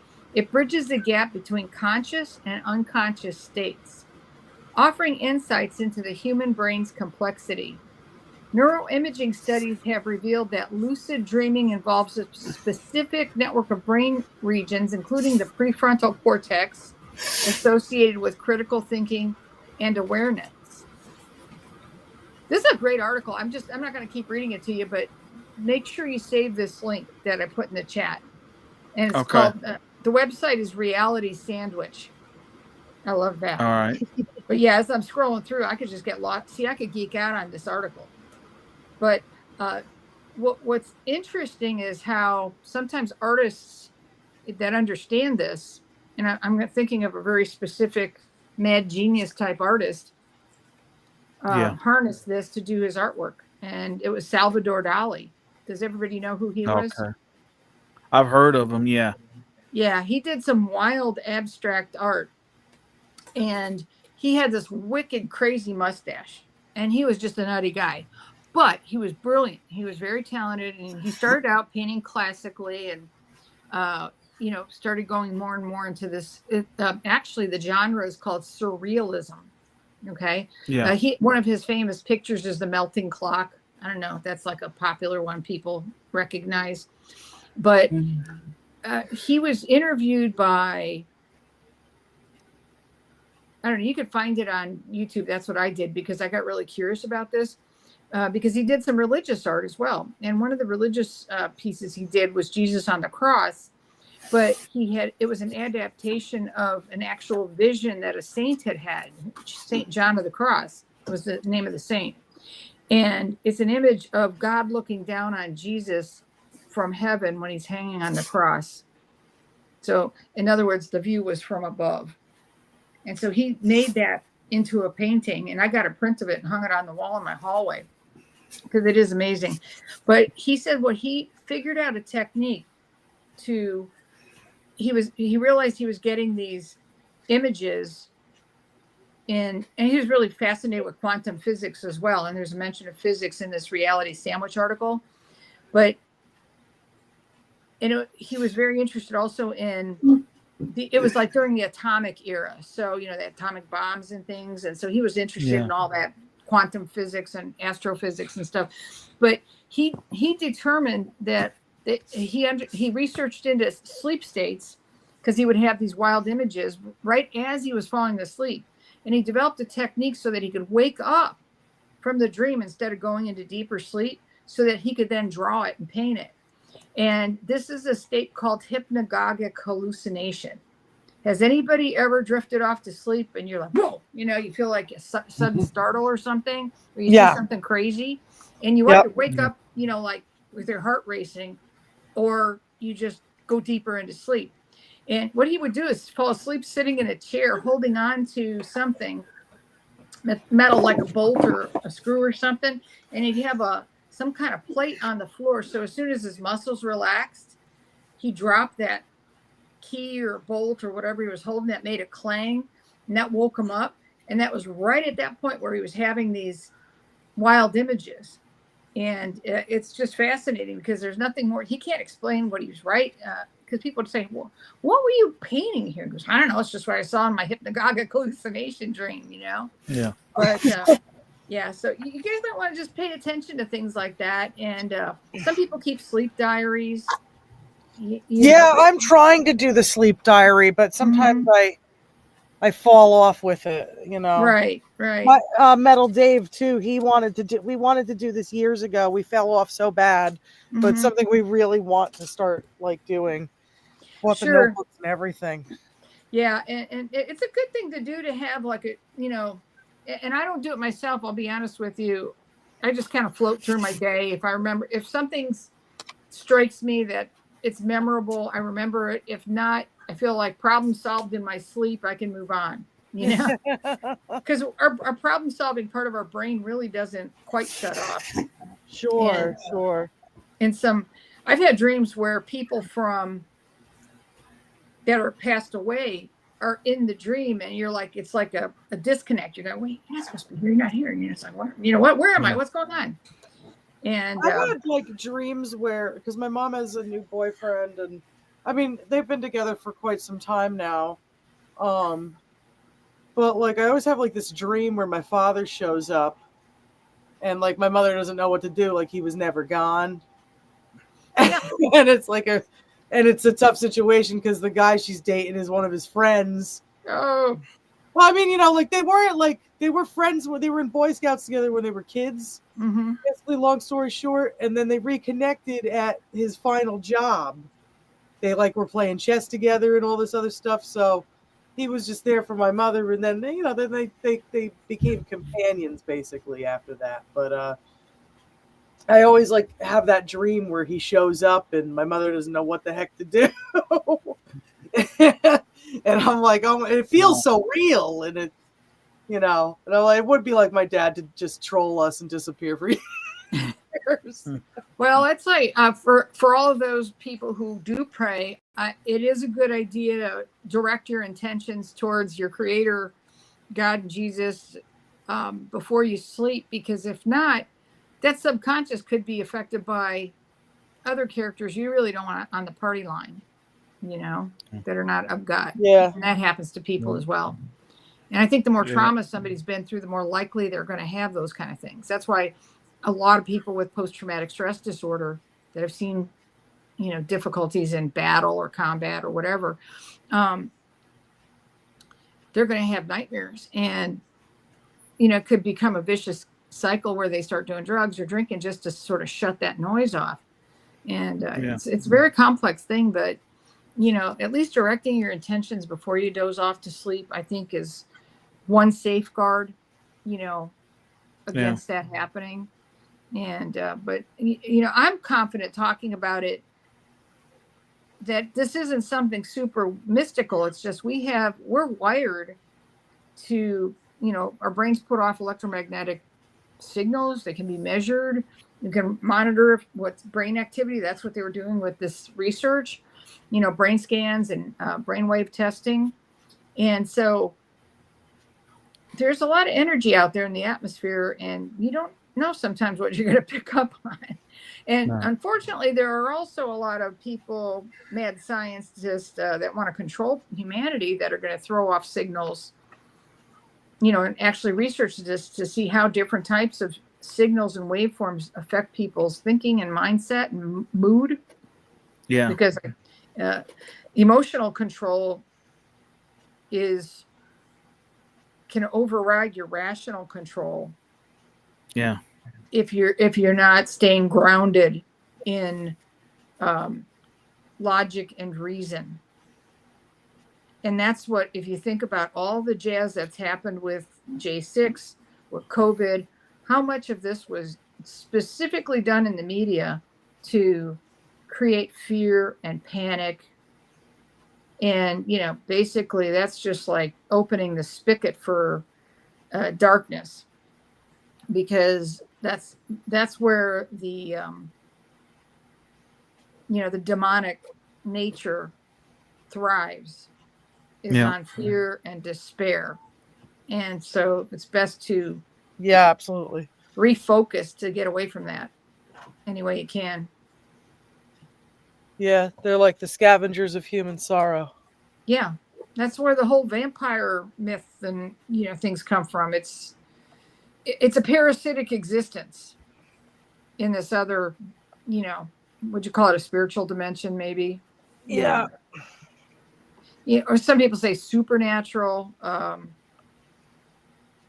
extra natural even, in other words, natural being our physical world that we're living in, that we have a finite amount of perception of hearing with our, the frequency range that we can hear. And it's different from other animals.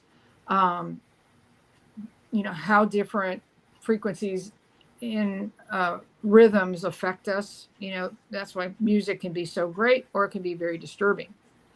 Yep. And it's fascinating, really. That's true. It really can be like a mix of things. The music. Mm-hmm. Yeah. A bunch of emotions. Yep. Well, I can tell you, whatever it was real to me. I can tell you that right now. It was. Mm-hmm. I believe something. It, Bill. Oh yeah. Yeah, it was. I don't know. It's like it's. I don't even really know what to say. I guess in a way. I mean, I guess I could say eye-opening, maybe an awakening or something. But it was. Sure. Yeah. And that's fascinating, Bill, because if you got that realistic of a sense of what you were seeing and you understood the context of it, did you say it appeared like the heaven was opening up?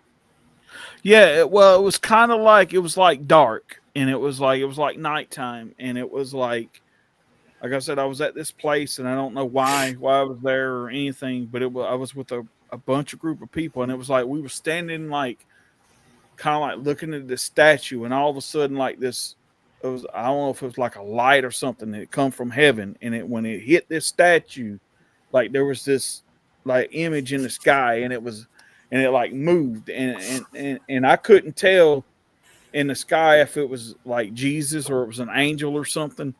And then like a bunch of stuff started happening, and then people just started running because they didn't know what was going on.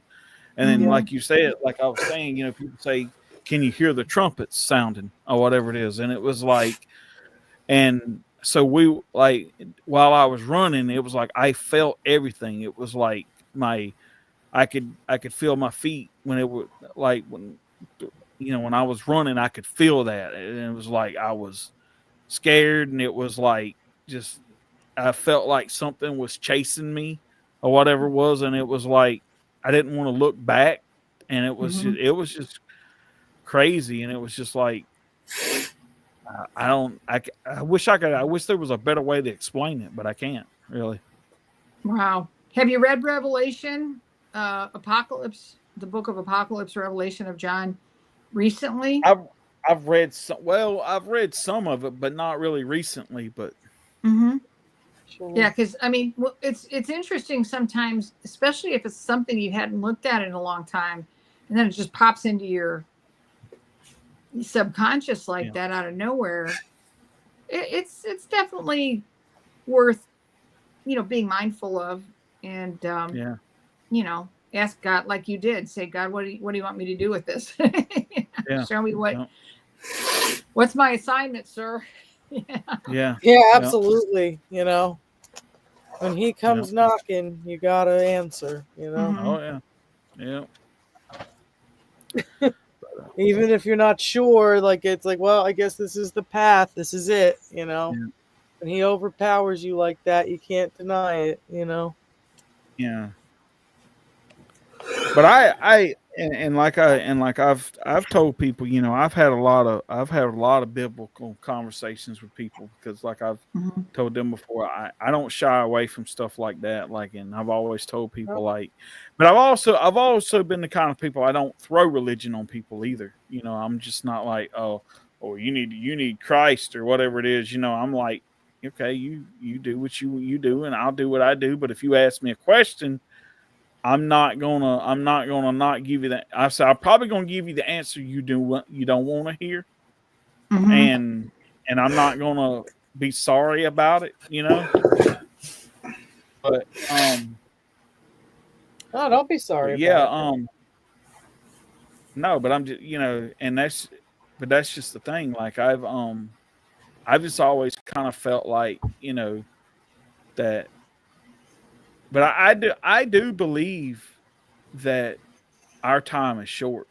How short it is, I can't tell you, but I believe, like, if you just look at the world right now, like, I would be honest with you, if the world made it past 2060, I'd be surprised if it even made it that far. I mean, I'm being serious. And, you know, I have a feeling that in that he was like, time is short. You know, he was telling me you need to get things right, or righter than what you think they are. And it's like, you know, so I had to make that choice. And so I made sure that, you know, that's what I needed to do. Because I even told Robert one time, I said, sometimes I felt like I don't know that I actually, when I got saved the first time, because I was a teenager at the time, and you know, I don't know that I ever really felt like I wholly like committed. You know what I'm saying? It was almost like I felt like I was,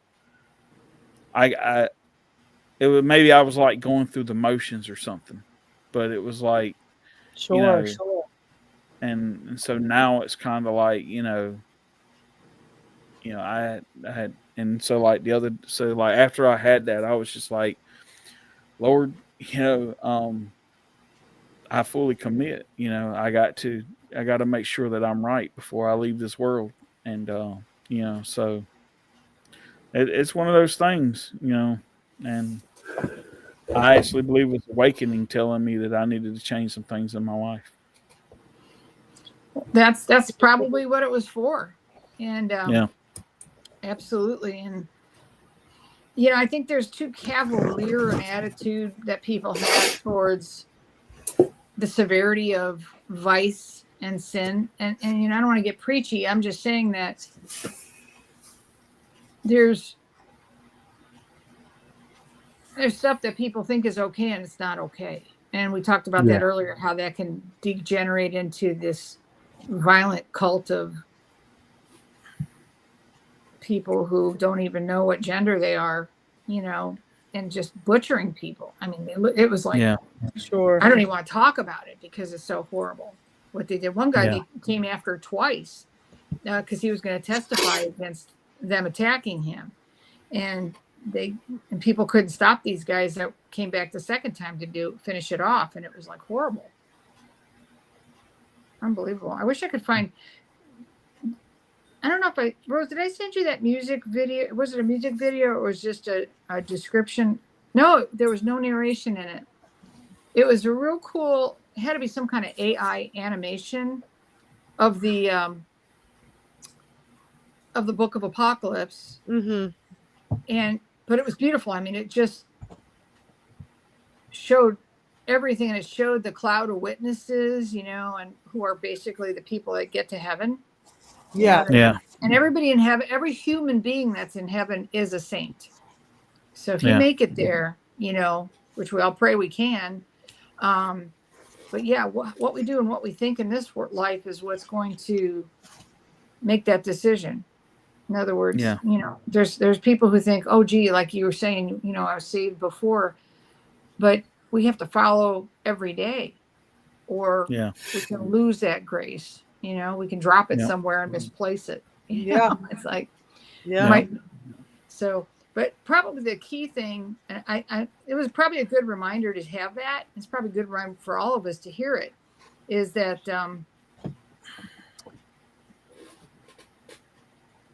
you know, the part that keeps getting emphasized is we don't know the day or the hour, and how many crazy groups have predicted, you know, and forecast the date.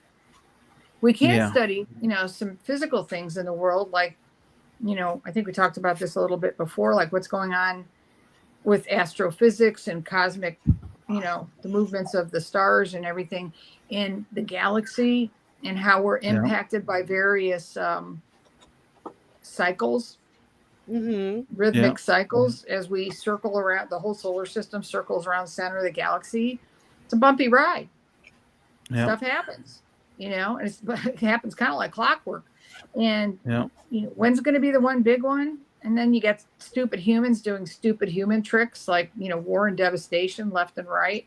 Yeah. So, but really, for any one of us, it's all over after our last breath.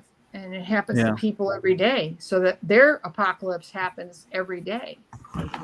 People that leave this earth, that's their apocalypse right there. Because as soon as you pass out of your body, your soul is now facing that eternity. And so that's why it's important to choose wisely. Yeah.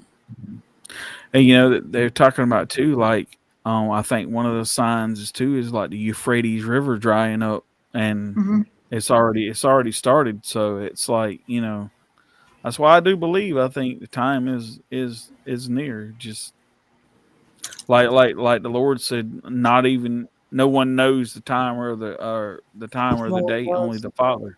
So. Yep. And again, it's almost like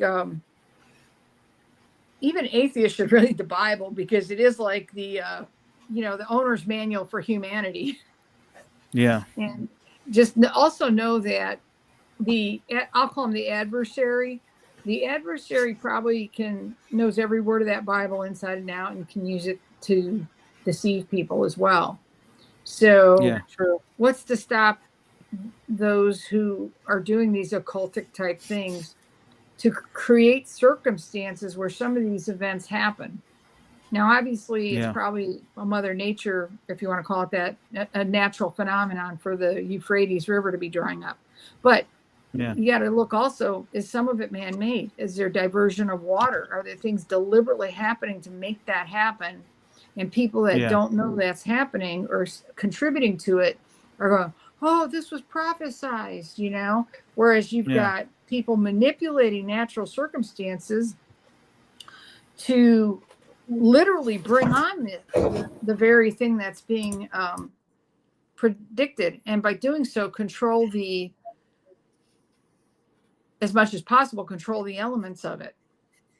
Yeah, for sure. Rose, did you tell these guys about that legislation here in Indiana and that county? Not yet. No, I didn't even get to that. I haven't read it yet, but I listened to that whole video. That was crazy. Yeah.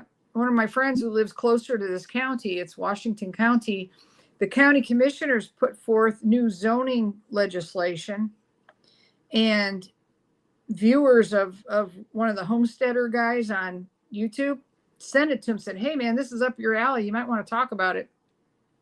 And it was the whole UN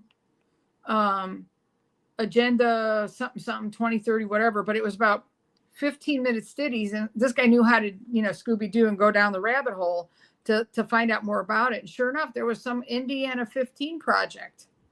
It's like, I don't know what that is, and I live in Indiana. So he started peeling back the layers of these ridiculous zoning. It was supposed to be better and improve trash removal. Such a nightmare.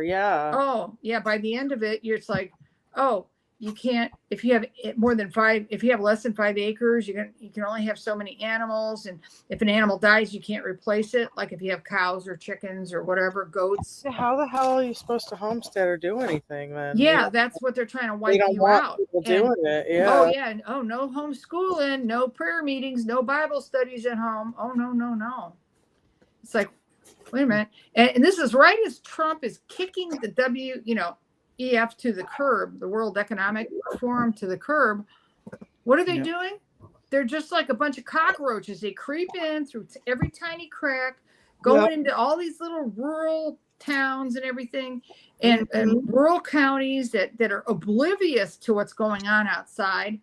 And somebody plants this vile seed of this being a good idea. And here, it's all pre-printed. You could just feed this on through the system. Are they being bribed? Are they being blackmailed?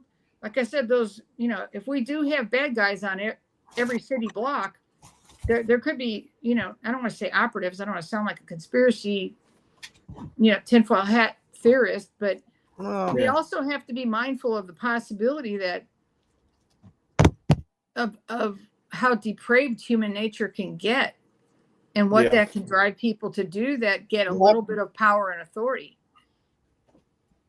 I mean, how many times have you guys seen that in your work or your school, or somebody you've known a long time, or somebody you admired or respected, and then all of a sudden they do something horrible and you're like, what got into you? And it's usually some type of temptation, some type of money, power, fame. It's always those things. And I see this as something practical, not just spiritual. These are the Achilles heels of our human nature, and they make us do dumb things. And that's, again, appealing almost on an emotional level. And I've seen it where people try to go, oh, you can make all kinds of money doing this or that. I'm like, why? Why? It's like, is it worth it? Is it worth jumping through all those hoops? Yep, exactly. And then just to find out you might have gone too far, and now they've got you doing all kinds of things you never wanted to do, and you feel trapped. And that's not good either. No, it's not. So I don't know. That's why I said it's kind of nice to have the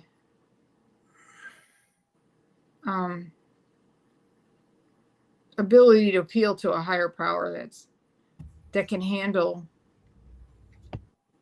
this level of deception and manipulation. Yeah, absolutely.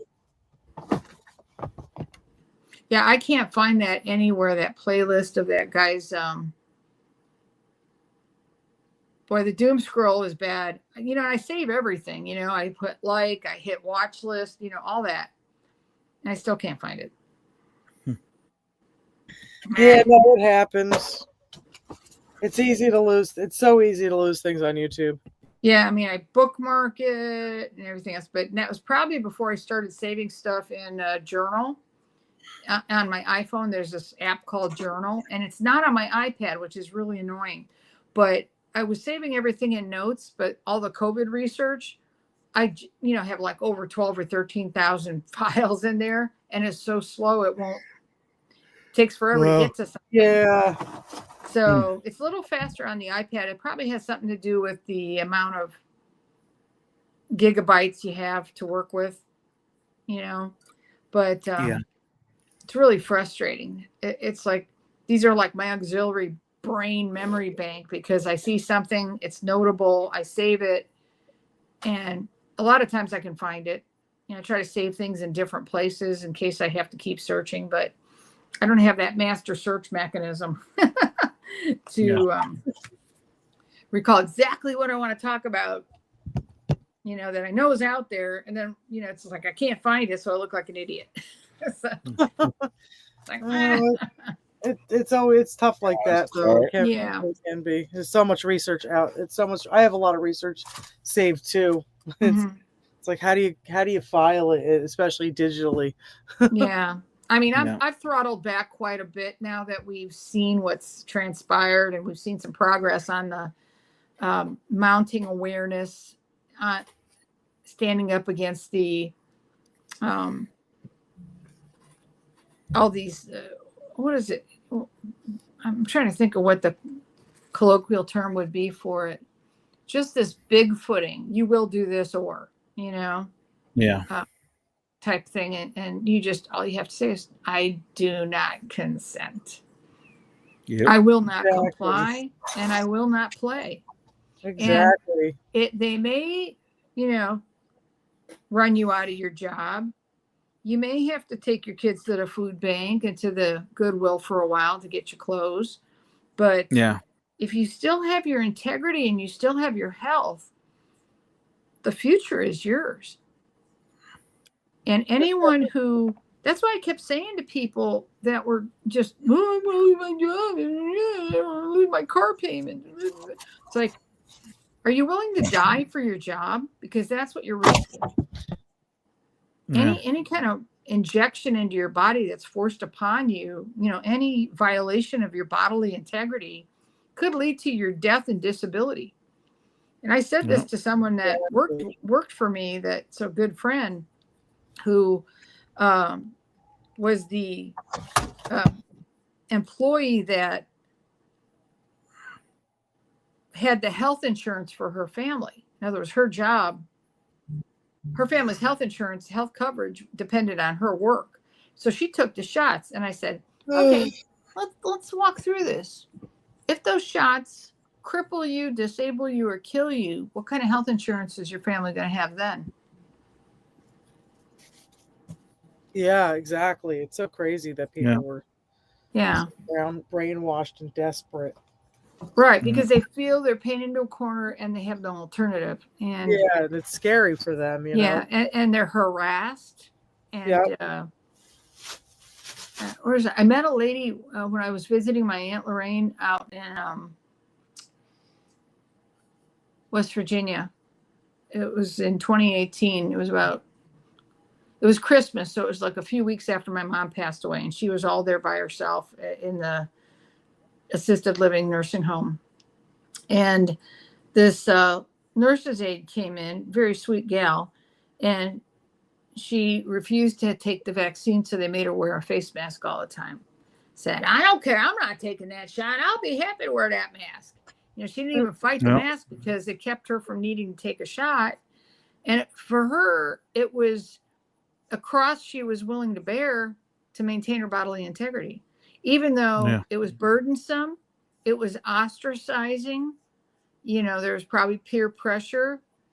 Did you guys ever see that video clip where there was some military group and, guys in a platoon or a barracks, and only one guy was holding out, and everybody else stormed his room and held him down and forced the shot on him against his will?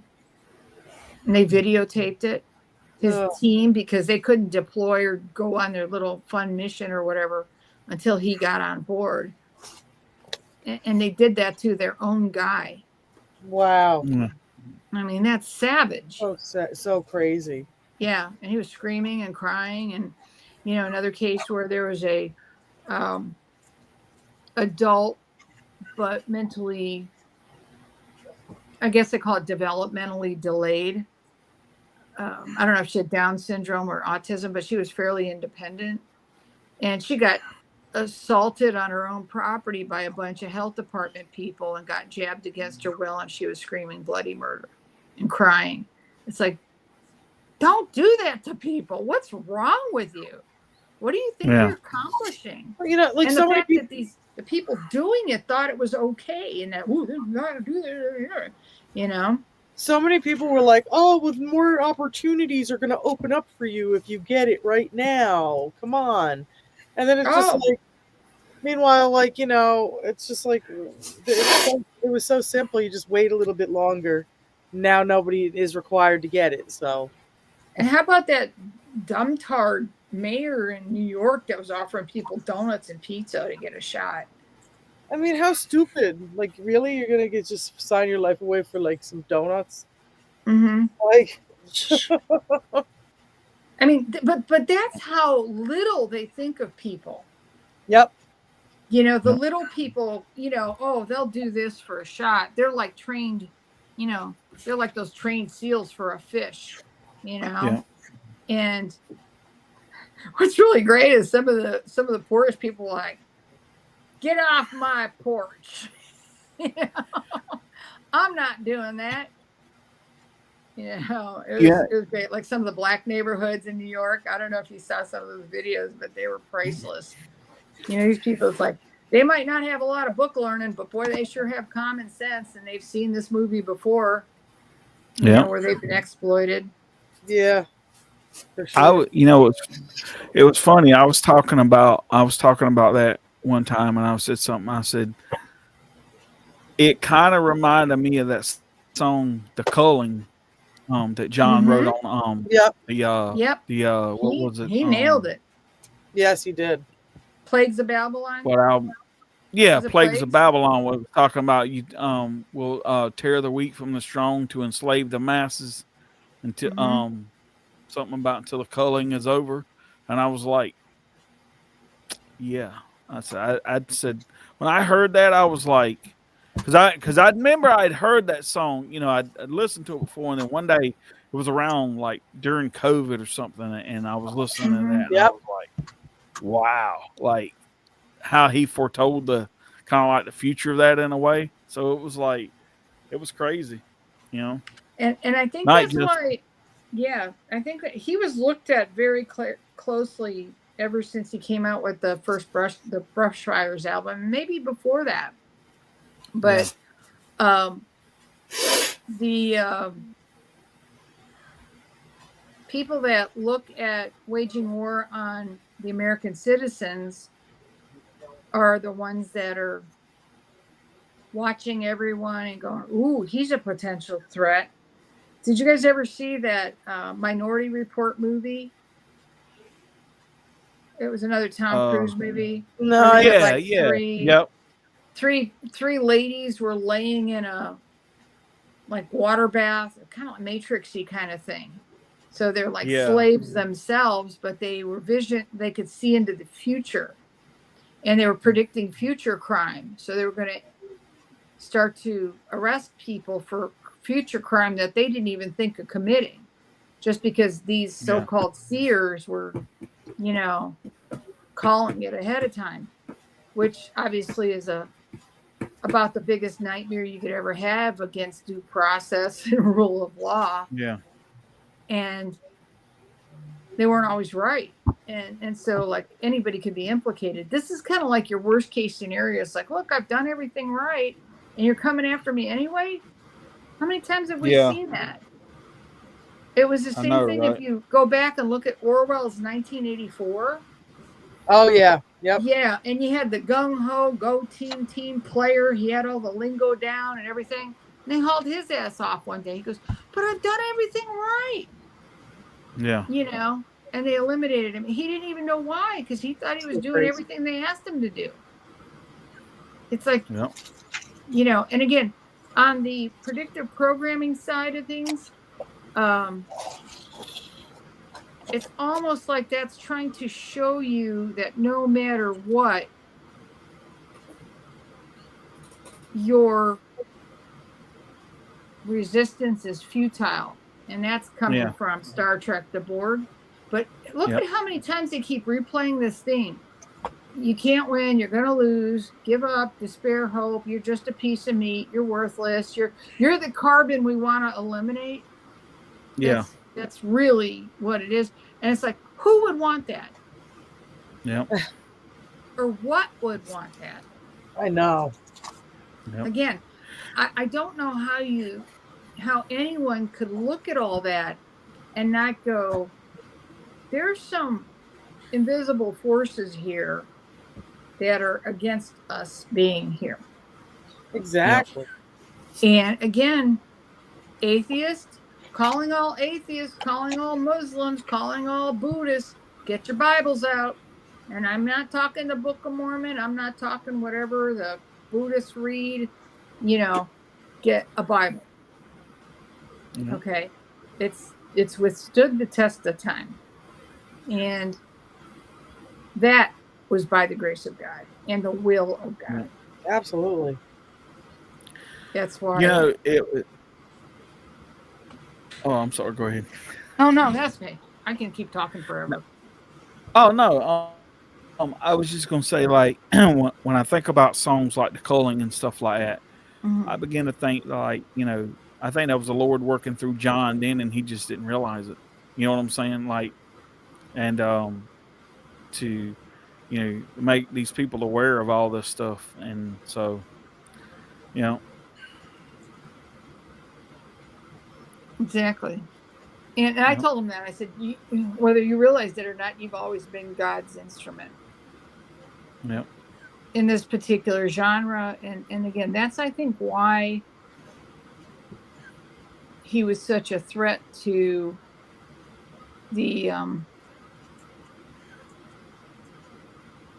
dark plan. I don't know what you want to call it, but the agenda, which is now blatantly obvious. That's really been spelled out for forever.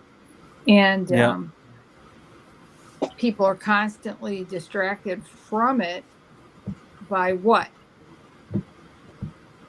Creating division. Yep. False arguments. I've seen some of the most Oh my God. ignorant arguments that want to divide people and again make them angry at each other so they forget who's like pulling the puppet strings. Exactly. You know? Matter of fact, when you look at the artwork John used in his albums and some of the amazing artwork in the Brushfires album, it goes right to the core of the truth. And I know that I have to credit, the people that kept speaking out in spite of every attack, like Alex Jones. Yep. He had a big megaphone. And he's been screaming and hollering and shouting into the void for decades. And here we are in 2020 going, dang, he was right. I just funny story. My ex-husband's real into Alex Jones, and I was going to pick up my child support money. He just leaves it outside for me. And he had Alex Jones blasting. It was real loud. I could hear everything. I said, well, at least he's listening to something useful. Right. And again, we all still have to be on our guard to make sure some nonsense doesn't get slipped in. Because there's a lot of people out there doing a lot of good work. For example, Judicial Watch, Tom Fenton, he's put out a lot of really good stuff.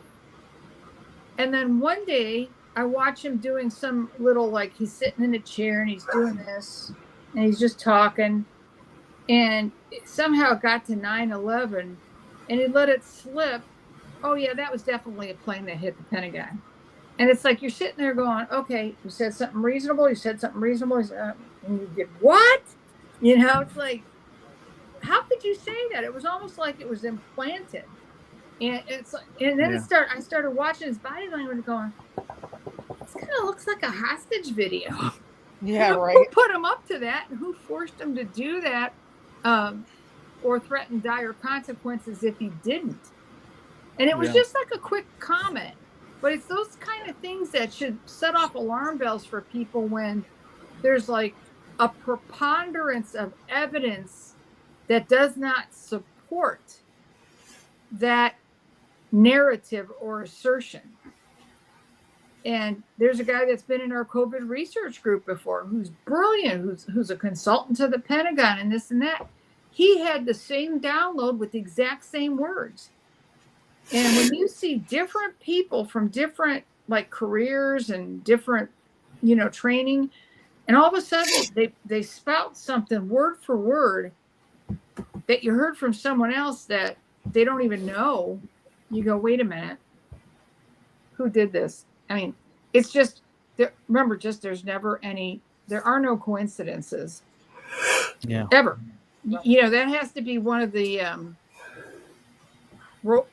things that we have to absolutely never let go of. And it may not be obvious why something appears a coincidence, but it's not. And if you start pulling on that thread like on a sweater, you're going to unravel it. If you have the time, if you have the inclination, and if you have the inspiration to do it. So meanwhile, it's like, that don't sound right. And you put it aside. The danger of people getting in that trap to preserve their, revenue stream or their clicks or their follows or whatever they're doing it for. Yep. It's not going to pay off in the end, number one. And number two, we don't even have to ask why. We just have to know there's an error in the, that was a glitch. Yeah. You can call it when somebody starts glitching like that, and then they get back on track and they get back to whatever they were talking about. It's like, why'd you do that? Why is it in there? Yeah. You have to almost just like set it aside, say, what else you got to say? Okay, well, I don't trust you anymore. See, because here's the thing. When people do that, the folks that pay attention are going to go, Yep. I can't trust what he says. Why should I waste my time watching him? Yep. And those people, I set them aside. So, and we may have learned some valuable things from folks like that. But we also have to be mindful of the fact that at any time, they may say something that we can't take as gospel. Yeah. So, and again, it's amazing to me. That's why we do live in astonishing times. Yeah, we sure do. Yeah. And sometimes you'll meet like an elderly person that's seen it all and done it all. I'm like, yeah, I know. They just roll their eyes. They've moved past it. Oh yeah. And I They're on this apologize. track. I apologize for my mess and everything, guys. I have to get all this stuff out to the street today. I'm just throwing a bunch of shit out in my closet, and I have my friend here to help me for a couple of hours. Then he goes home, so I'm just like, you know what? Here, take all this stuff. I'm just throwing it. That's what I'm doing. I know. All I did, like when I sent you that disaster video of my back patio. Yeah. The black grit and dog shit. Yeah. I just took my snow shovel and just started shoveling it all into one spot. And I knew I was going to get tired and not finish, but I got more done than I thought I would.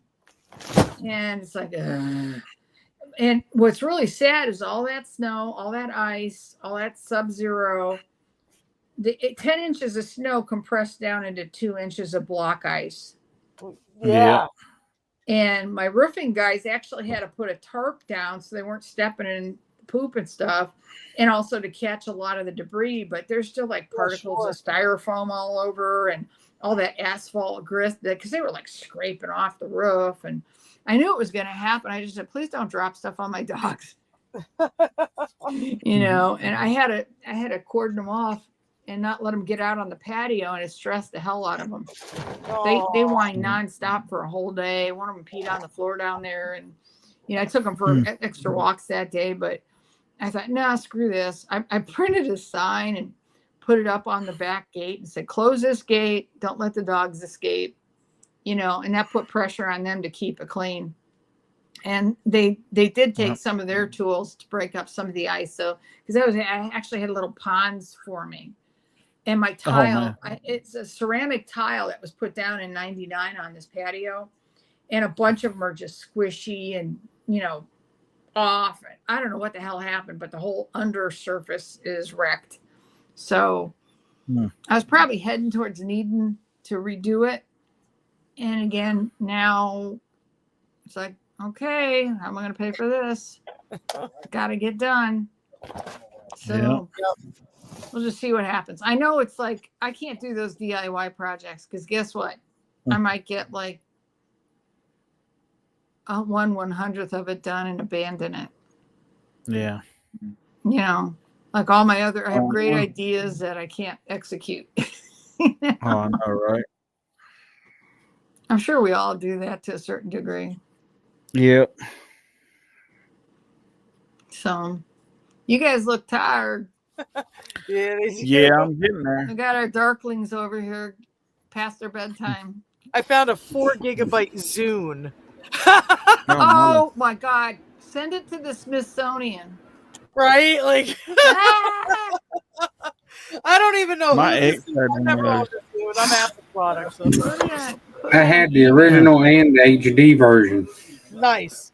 This is definitely my old flip video I used to take all my concerts. Oh, nice. I still have a box of micro cassettes and micro cassette recorders from when I used to have to dictate into a tape recorder when I saw my patients. Oh, nice. And it was amazing because I could dictate, and then a lady at the hospital would type it up for me. She moonlighted for me, and I'd go back and read my reports and go, "Damn, that sounds really smart. Did I say that?" Yeah, because I mean, I was all about like making sure I was accurate in what I was talking about, and it was really good. But I was just going through the garage the other day, and I had to move all that stuff from the office building when I sold my office building in. I think I left there at the end of 2015. And I still have a lot of stuff because you just don't know what you might end up needing. And one of my nurses comes over, former nurses comes over and helps me sometimes sort through it because she's the only one who was there at the time and knows kind of, it's like, what are we going to do with all this stuff? You know, like I have a bunch of surgery. Oh, yeah, I got a bunch of that stuff too. That's an original iPod Touch. Yeah, I've got one of those from 2013, I think.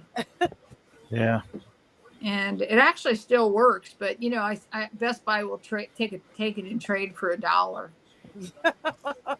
Yeah, nice. And again, you know, sometimes, you know, time. Just remember something when you look at all this stuff and go, "Gee, should I be throwing this away? Is there money in this?"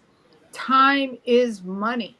So if you waste time trying to find the right buyer for something to squeeze some money out of it, and that's not your, you know, cup of tea to do, you'll end up spinning your wheels and not pursue things that are more fulfilling. They might not be financially fulfilling, but in other words, more what you want to do. That's why chasing money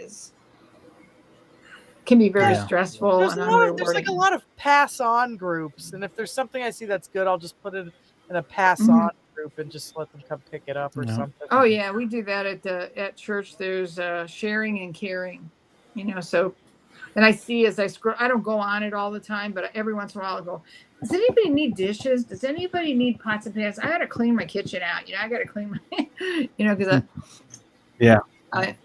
and it's still tempting sometimes to like buy things. Like I was over at Dollar Store on Saturday, and they had buy one get one free on those little like blanket comforter things. What do they call a throw blanket? But they were heavy and thick, and I was thinking dog blanket, you know. And if my dogs don't need it, maybe the animal shelter will. Yeah, sure. And extra plushy, you know. So it's like, I blew $15 on 2 throws, but somebody's going to use it. Yeah. No. Well, I tell you what, I pity the poor fool that has to liquidate this house if I'm gone, because oh my god, it'll take them a year. Oh, nice. Hey, nice. There you go. That's a keeper. Yep. Yep. Yeah, we have a lot of people. If you drive around, I'm sure if you guys live in if you have short access to rural areas, you know, like I'll go on a Harley ride and I'll be out, you know, and big old Trump flags, 4 years running, just big banners out like they never went down, you know, since 2020. And it's like, Speaking of that, right? Does John still ride?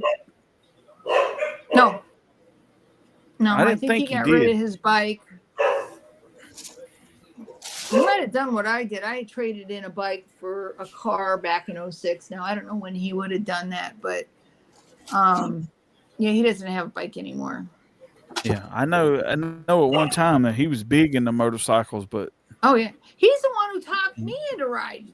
He goes, "You'd love it. You really would," and he was 100% right. Yeah, and that was like back in 2000, 2001, somewhere in there. Oh, that's so awesome. Mm-hmm. Yeah, because I remember him talking about it on that interview on the Horror Show album or whatever. Mm-hmm. Yeah. I think, you know, time and family obligations and work obligations probably like sort of had him get less involved in writing, but it is a wonderful experience, you know. And I put one of my bikes. I still have 2, but I asked the dealership to put one on the floor to sell. I'd like to keep one because I do need some kind of alternative transportation if my car's in the shop and I can't get a rental. So, and it's only good in the summer, but still, at least I have that. Yeah. But I don't have time for joyriding anymore. With COVID, oh my God, everything went haywire. You know, you just things were changing so fast, and there's like a new outrage every day, and I got kind of sucked into all the news, and I still get text messages all the time about, you know, the latest, you know, disaster. I got a friend who lives in Nashville, and oh my God, Vanderbilt. That hospital, they're still doing the gender surgeries, and it's just horrific. They Wow. were all in on the remdesivir and the ventilators, and you know, the stuff that happened. I honest to God, you know, people have started like Nuremberg investigations. As a matter of fact, the guy in Europe that was doing it, they kidnapped him. He was in Mexico. His name's Rainer Fulmerich, and he's an attorney. And they threw him in jail, and it was like a J6 equivalent, just to stop him from his Nuremberg trials against the people that did all this stuff. You know, going after the health department officials, the academicians, the government people. And again, you know you're over the target when they come after you. That's why John was right. And that's why they wanted his scalp. Yeah. You know. Oh yeah. Yep. Unbelievable. But that's what we have to face in this world, you know. It's just like that's what this world's all about. I mean, there are powers and principalities that are going to see anyone who wants to live in the light as the enemy and target them for elimination. Yep. So just be ready for that, guys. That's all. Oh yeah. Hey, you ever see these before? Yes. I picked up one of those at. Yeah, my mom uses those all the time. I used to use them too. At the American Trucking Expo in Louisville. I had my Beamer booth up, and the guys had a booth, and they free, you know, if you want to leave a donation, fine, but not, you know. So I probably could find it. It's probably in my office somewhere. Yeah.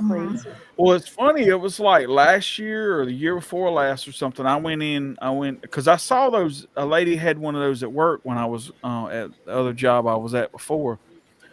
And I was like, that's really neat. So I went on the website and I went on there and made a donation. And I think it was like $15-20 or something like that at the time. And they've been sending me one every month ever since then. That was probably like 2 years ago. Yeah. Something like that. Oh yeah, my dad's friend who passed away said you can get them sent. Yeah. Yeah. There's one. I really think it's probably, I don't know. It's called the Philadelphia Trumpet, and I haven't dug into the group behind it, but they just started putting stuff in my business mailbox. You know, I still get some free magazine subscriptions like Sports Illustrated. It's like People magazine in Spanish. It's like, where's the stuff coming from? They just see a commercial business address and they just start sending you free magazines. They never bill you, and it's just weird. But that one's strange because they'll have some Bible-y stuff in there, but it's a real political thing. Practically neocon. And you know, like I'll read one article and it's like, okay, that's cool. And the next article is like, what? You know? Yeah.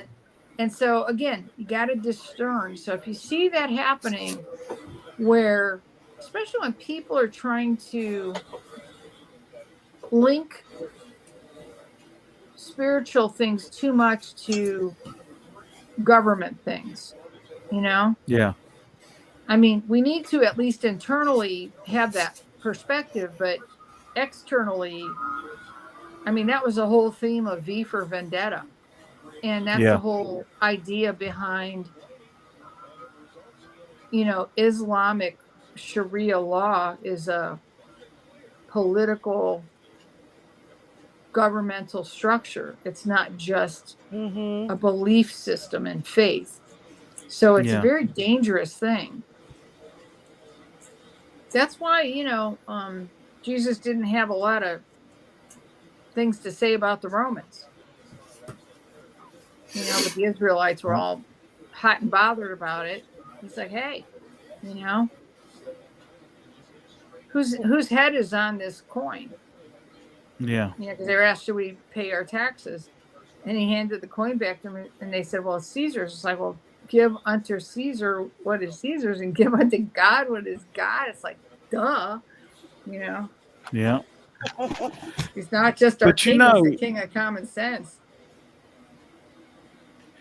You know, it's funny if you sit back and you really look at those times, and if you think about it, like, you know, you hear the Israel, you know, the Israel people and the Jews and stuff, and they talk about how like the Romans, you know, oppressed them and all that stuff, and how that all that. But if you really look at it to a certain extent, I believe it was more the Pharisees than it was the actual Roman people, because if you think about it, like the Pharisees, they were so into like, this is the law, this is how it's written, and you can't deviate from that in any way. And if you do deviate from it, then that means you're blaspheming or you're not a true believer in any of that stuff. And then when I think the biggest thing that really got Jesus crucified was when he came and he was like, okay, this is the law that's written, but this is how you're interpreting it, but this is how it's supposed to be.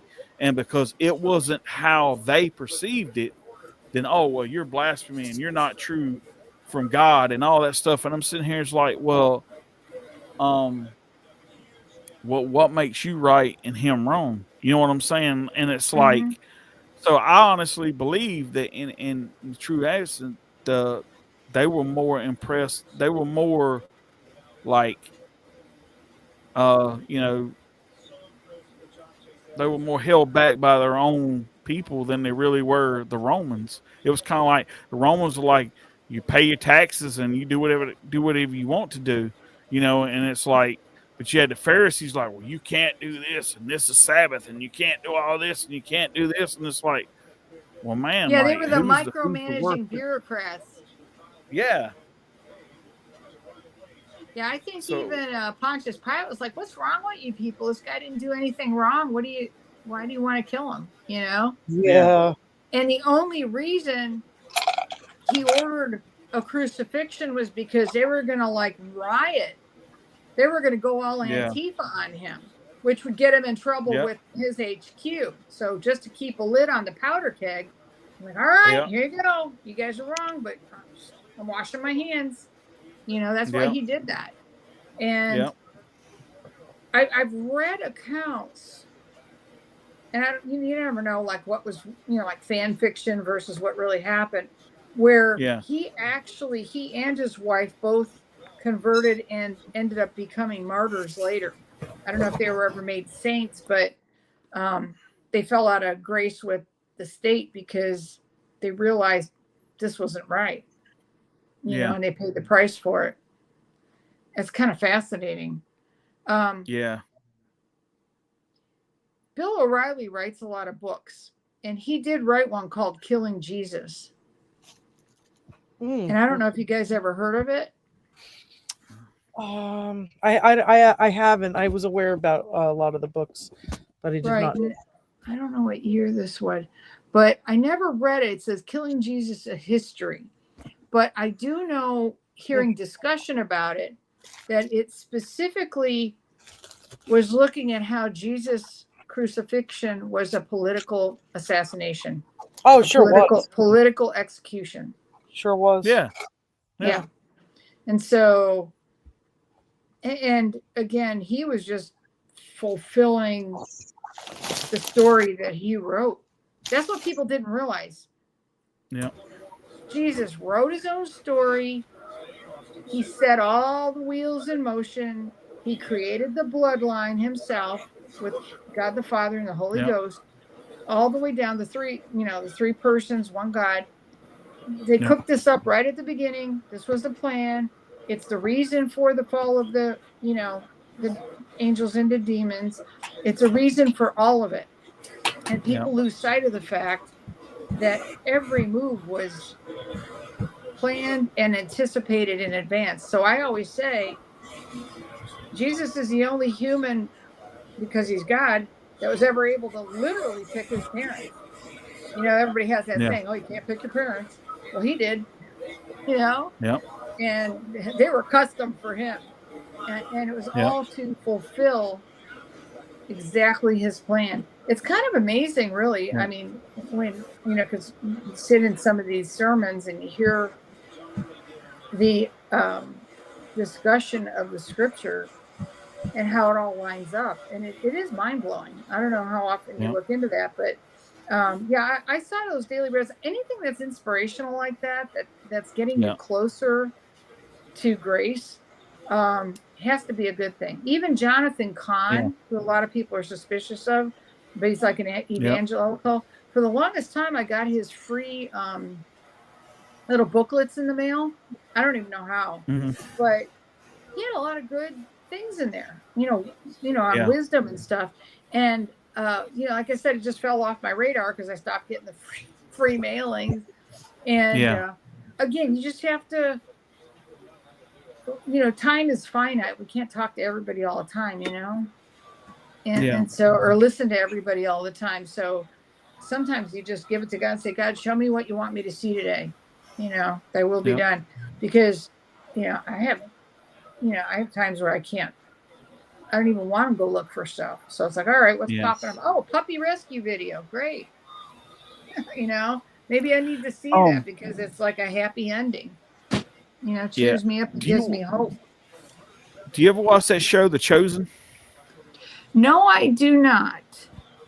And again, it's just, I used to never watch hospital shows either because I worked in a hospital. I'm a doctor. No general hospital for you. No general hospital. No, what was that movie? That TV series ER? Oh, did you watch ER? It's like, no, I go to the ER every day. I'm not going to go watch ER. I know, right? Like Spanish. This got to be my friend's. Got to be some Spanish, like Bible something. There you go. You could just like stare at it and see if you could translate by osmosis. You'd be amazed how much stuff you can figure out. Yeah, no, it's pretty. It's pretty a good exercise. Yeah, can't get all of it, but you're like, oh, I'm tracking this. Yeah. I'm looking. I recognize a bunch of things already. But there was a scene, and I think it was season 4, and he was basically talking to these or doing this sermon thing in like a synagogue or something, and he was basically telling everybody, I'm the Messiah, I'm the one that's come to whatever, and these people were like, you're not from God or something, you're blaspheming and all that stuff. And one of the Pharisees says something about, if you do not denounce that, then we'll have to invoke the law of Moses. And he looked at him until he says, I am the law of Moses. So it's like, and then that Pharisee just got he just went all crazy and was like, you're blasphemous and all that stuff. And I was like sitting here and I was like, the Messiah sitting here is telling you like who he is. And you're just like, you're so wrapped up into thinking what's so holy and whatever it is. And it's like, you can't even see the truth standing right in front of you. It's like, it's crazy, No, he couldn't process it because it was a threat to his power. Yeah. His power and authority. He claimed the authority of God and lacked the humility to accept the true authority standing right before him. Yep. And yet the people, the common folk, they saw it clear as day. Yep. Well, see that, and that was the thing too. I was telling my brother, because my brother was talking a lot about it, and he was asking me some questions and stuff. And I was telling him, I said, well, see, here was the thing, like with the Pharisees, they were making all these laws and making these people enforce it. And then when Jesus was like, well, this is not what I intended for this to be. And like I said, when he came and he overturned the apple cart, as I like to call it, or whatever it is, they couldn't stand it, because it was like, you're basically telling us that we're wrong, and like everything that we're doing, we're like taking advantage of the people. Is what they were doing. It was like they were using like God's word to like get money and all this stuff from the people and all this stuff, and making them do all these things, when honestly it was more of a just like we want to have the power, and it's like anybody that challenges that, you're gonna be put to death or whatever. And that was, that was the biggest part of it, really. Yeah, and that was, and look at how they just were parasites off the people, just like the British royalty. It's like everybody would bring their animals for sacrifice, and these Pharisees were like eating high on the hog, literally. They ate the sacrifice. It was just. Now I'm trying to look through. There was something about The Chosen as far as their source material. Yeah. And I know there are some errors in it, for clicks and views and ratings and whatnot. But give me a second. I'm going to step away. And I don't know if I can. I don't know how to do my camera thing. How do you do that down here? Okay, I'm going to block my camera real quick. Okay. All right. Right back. All right.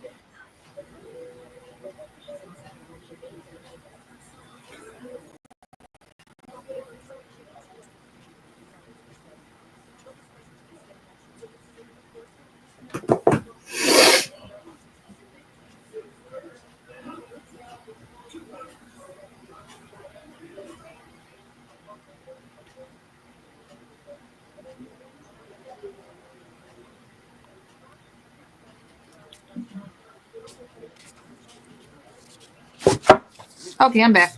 Oh my God, yeah, we're back. Oh, my tummy wants to go to bed. Okay, so here's a 4-book series. I don't know if they'll be in the. They're like they don't want to do in the right order. Here's my OCD kicking in. Gotta put 1, 2. Okay, so here, these books, and you can find all this stuff for free online. Okay. Called The Life of Jesus Christ. Mm-hmm. Okay. By Blessed Anne Catherine Emmerich. And she is a woman who was a very religious woman. And she suffered a lot. And I think she ended up being bedridden. And again, I haven't done the deep dive into her life story. But all of these, you could call it vivid dreams or visions, but literally step by step through the minutia of Jesus' life. And again, things that are they concord with the Bible. Okay. In other words, they don't go against it, but it is almost like more detail. Okay. Yeah. So was this religious revelation or not? The only thing the church could do is say it's consistent with the Bible and that it contains no error. So that's called giving it an imprimatur. That's kind of what it's called. And I didn't know all these words until recently. But yeah, here's a picture of her. They gave her she was in the 18th century to the early 19th century. And I think she was a nun, but she was sick. And a lot of these people get like that. A lot of these holy people that just devote their life to prayer, they just get physically just wiped out, Yeah. And actually, a lot of the details in the movie that Mel Gibson did, The Passion of the Christ. Yeah. Some of the really intense details, like the scourging and things like that were not in detail in Scripture, because Scripture was almost like the Cliff Notes. Even John said, "Hey, there's so much we can't even tell you everything that we saw," and he did. Let us just suffice to know that this happened all the time. The lame walk, the blind see, the dead come back to life. And that's everything. But so you've got just this one body of work, okay, by someone who was close to put their heart and soul as close to God as they could get, and literally lived to pass this message on. And there's another one that's really fascinating, Hildegard of Bingen, another lady who was in Germany, and this was in I think I sent some of this to Rose. We lost her. Hildegard was in Germany, and she was in a family of nobles, and a lot of these rich nobles back then, I don't know if you understand a lot of how the way the provincialism of Europe was set up. It was sort of hierarchical, even in families. So if there was a nobleman or a prince or somebody like that, was in the uppity ups, I don't know how best to say it, but somebody of status, okay, and money. If they had a bunch of kids, the kids didn't all like break up the land. No, all the land went to either the firstborn son or however they worked it out ahead of time. Very much like the Old Testament. So what do you do with the rest of these kids? You either marry them off for political and monetary relationships. So a lot of times the offspring would be mated to someone else of power and influence, and they'd make these like matchmaker kind of matches just to keep the peace a lot of times, or to augment collaboration and cooperation, on whatever level. So Hildegard was, I think, inspired to go into spiritual devout life, and worked on in a convent, and she was so brilliant that she actually got permission to start another convent in another location.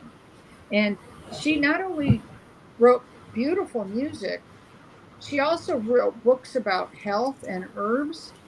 And if you read them today, it reads like one of these homestead or natural remedy things, that people write, and some of the lingo is 13th century. So you're going, what's she talking about? So you're going to have to go look. What's that plant or whatever now?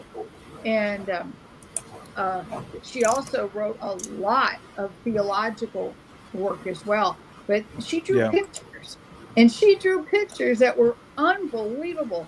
And they were pictures of her sitting at her desk, looking up, and like your dream, the heavens were open and God was revealing things to her.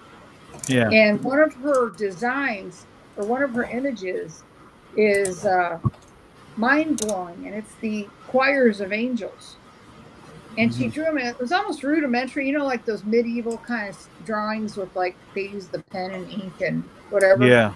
And it's mesmerizing to look at that pot, like the outer ring, you've got all these layers of angels. Did you guys study that? Yeah. I don't know if you guys looked at that at all. You got your guardian angels, and you work on up until you get to like the cherubims, and then the seraphims and everything. You guys don't have that? Okay. No. But it's a thing, okay?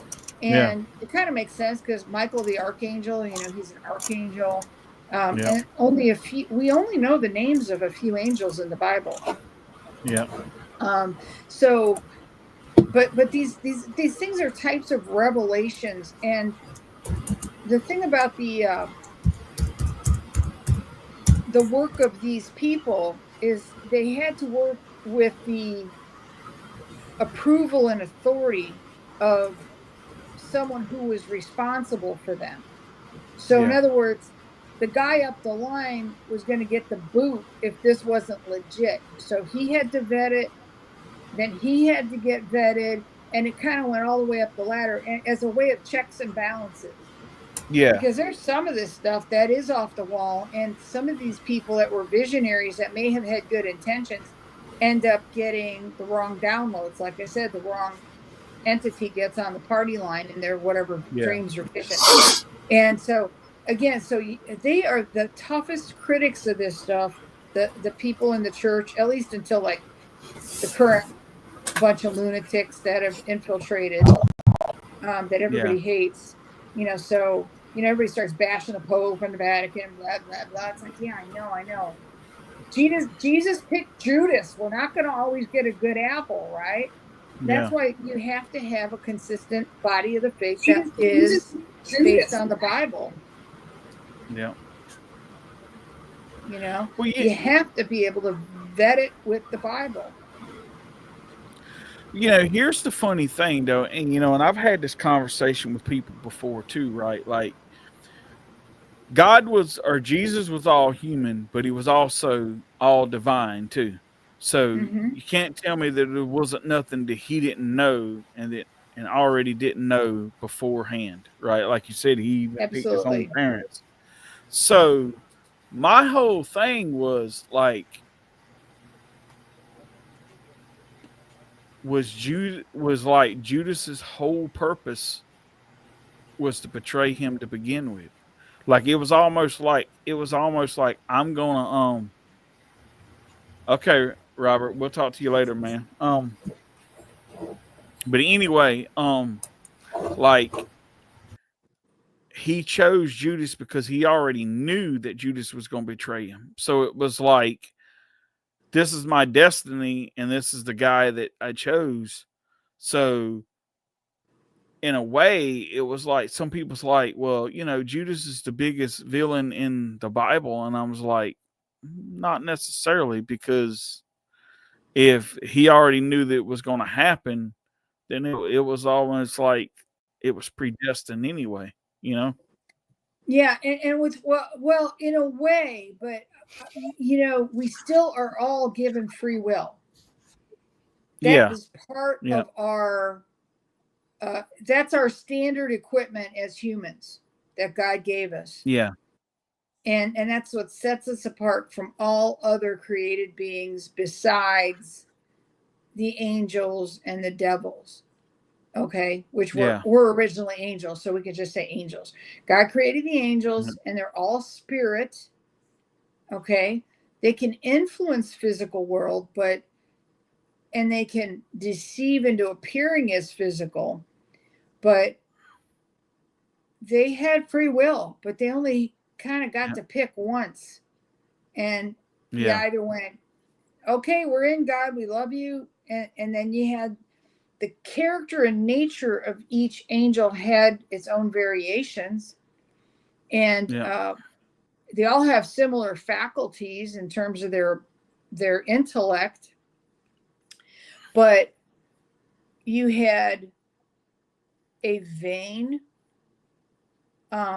prideful, again, going back to the vices, which I'm sure you're familiar with, and you had God showing them how Jesus was going to become a human, which he viewed as a lesser being, a lesser created being than them, because we don't have their faculties. We don't have their abilities that are pretty much infinite outside of our restrictions of our physical nature. Okay. Yeah. And again, this is just my personal understanding from what I've studied, but it makes sense. I'm just kind of like going, oh, that makes sense. But what infuriated Lucifer, who thought he was the best of the best, top of the heap, God made him super duper in charge of everything. He was put in charge of the natural world that God created. He was put in charge of this planet. And guess what? That's still his job description. But he's corrupted it. He's corrupted it with his vanity, his hatred, his envy, or I don't know, we could say it. But he's okay. I mean, I mean, not okay, but he is an okay term just for general conversation. Yeah. But he's more of an it. Okay. Yeah. And the psychological manipulation, and specifically the emotional manipulation of is definitely in his wheelhouse. Okay. Yeah. So that's why we have to be so on guard. Go, am I being jacked with here? Is this guy messing with me? And the more you ask that question and you ask God to show you, Father, Son, and Holy Ghost, to show you the truth and help you discern, the more grace you receive to have that. I'm trying to come up with the right word. Have that particular aspect or ability to do so. In other words, you can grow that discernment. I think we've all done that. We might have had an inkling of that gift. We can call it a gift, you know. Mm-hmm. It's we all are given it, but some of us are able to not exploit it, but use it more than others. Yeah. And I'm beginning to think that the level of humility we reach, where we become humble and go, God, okay, you're the boss. Yeah. The more we can do that and not go, oh, I can think for myself and be master of my own destiny. It's not a big leap to then become, I can be my own God. Yeah. Yeah. And there you go. You just blew the first commandment. Yeah.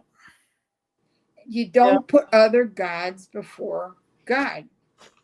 Yeah. You know, he's the Alpha and Omega. And it's a simple request. God's saying, hey, I made you, you're mine. And the demons that refused, they said non serviam, I will not serve. Yeah. And in almost a Trump-like manner, you know, what did God do? He said, all right, okay, you made your choice. And I don't even know if God called out, and help me with the Bible in Genesis, the exact verses. Like, did he say, who is with me?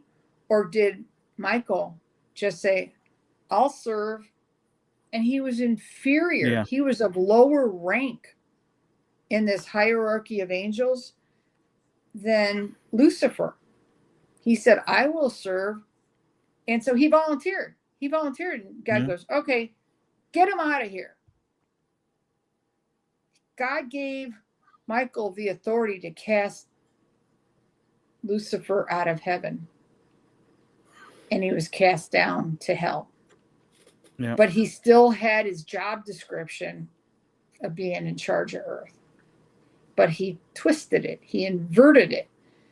And I say he or it, whatever makes people easier to comprehend this. And that inversion, because he still wanted to be God, replace God.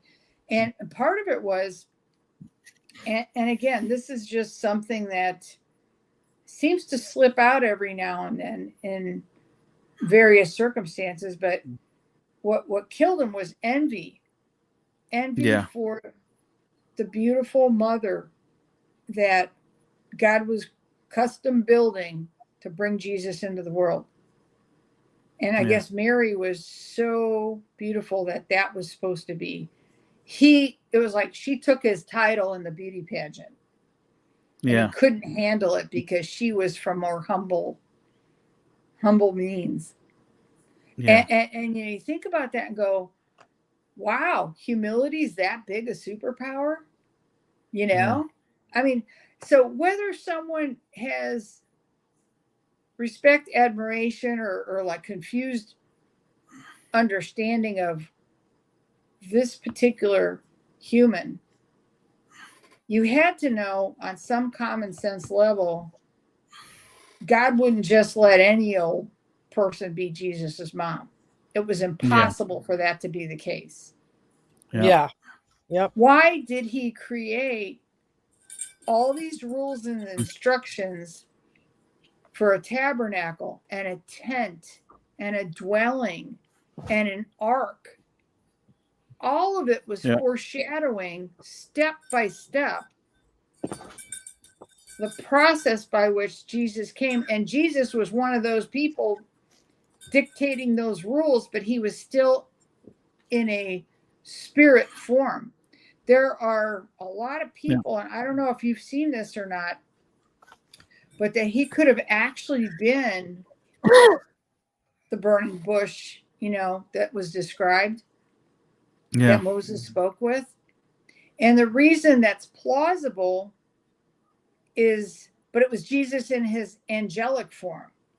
Yeah. And it's plausible because of the verses in the New Testament that when they went up to the mountain and Jesus took, was it Peter, John, and James with him? Am I right on those three guys?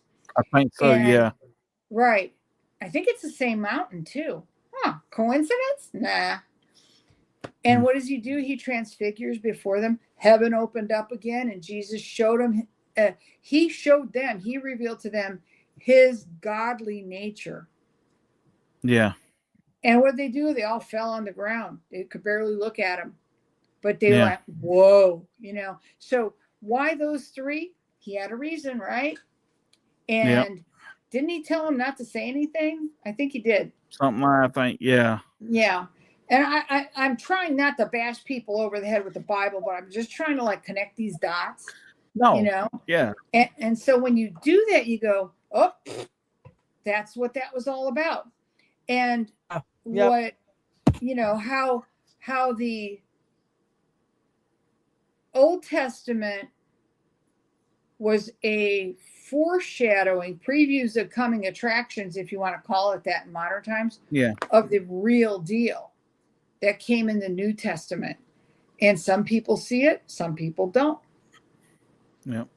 If they ask and they devout and they truly love God with all their heart and soul, for real, and they ask for the truth, they'll get it. Ask and you shall receive. And you've done that, Bill. And guess what? You got an answer. But this point about the heavens opening up for people to see is not uncommon. Now, I'm going to ask you something. Did you get a sense when you saw that opening? Did you get a sense of some overpowering, fiery, absolute, a light that felt like love? Did you get that at all? Was that part of it, or? No, I felt more of a like it was, I don't know. I felt more of it like it being I think I was more scared than anything. So it was more of a fear thing, I think, than it was like a sense of like, I'm not showing you the love, I'm showing you the wrath kind of like thing, So Could it was be, like, could be. Yeah. Could be like could be like those tornado sirens that go off. Yeah. When you get your phones beeping, there's like a horn sounding somewhere in your neighborhood and you have to go take shelter. That's probably what you were seeing. Yeah. It's like, hey guys, wake up. Something's going to happen. So yeah, it could have been a wake up call. Yep. But yeah.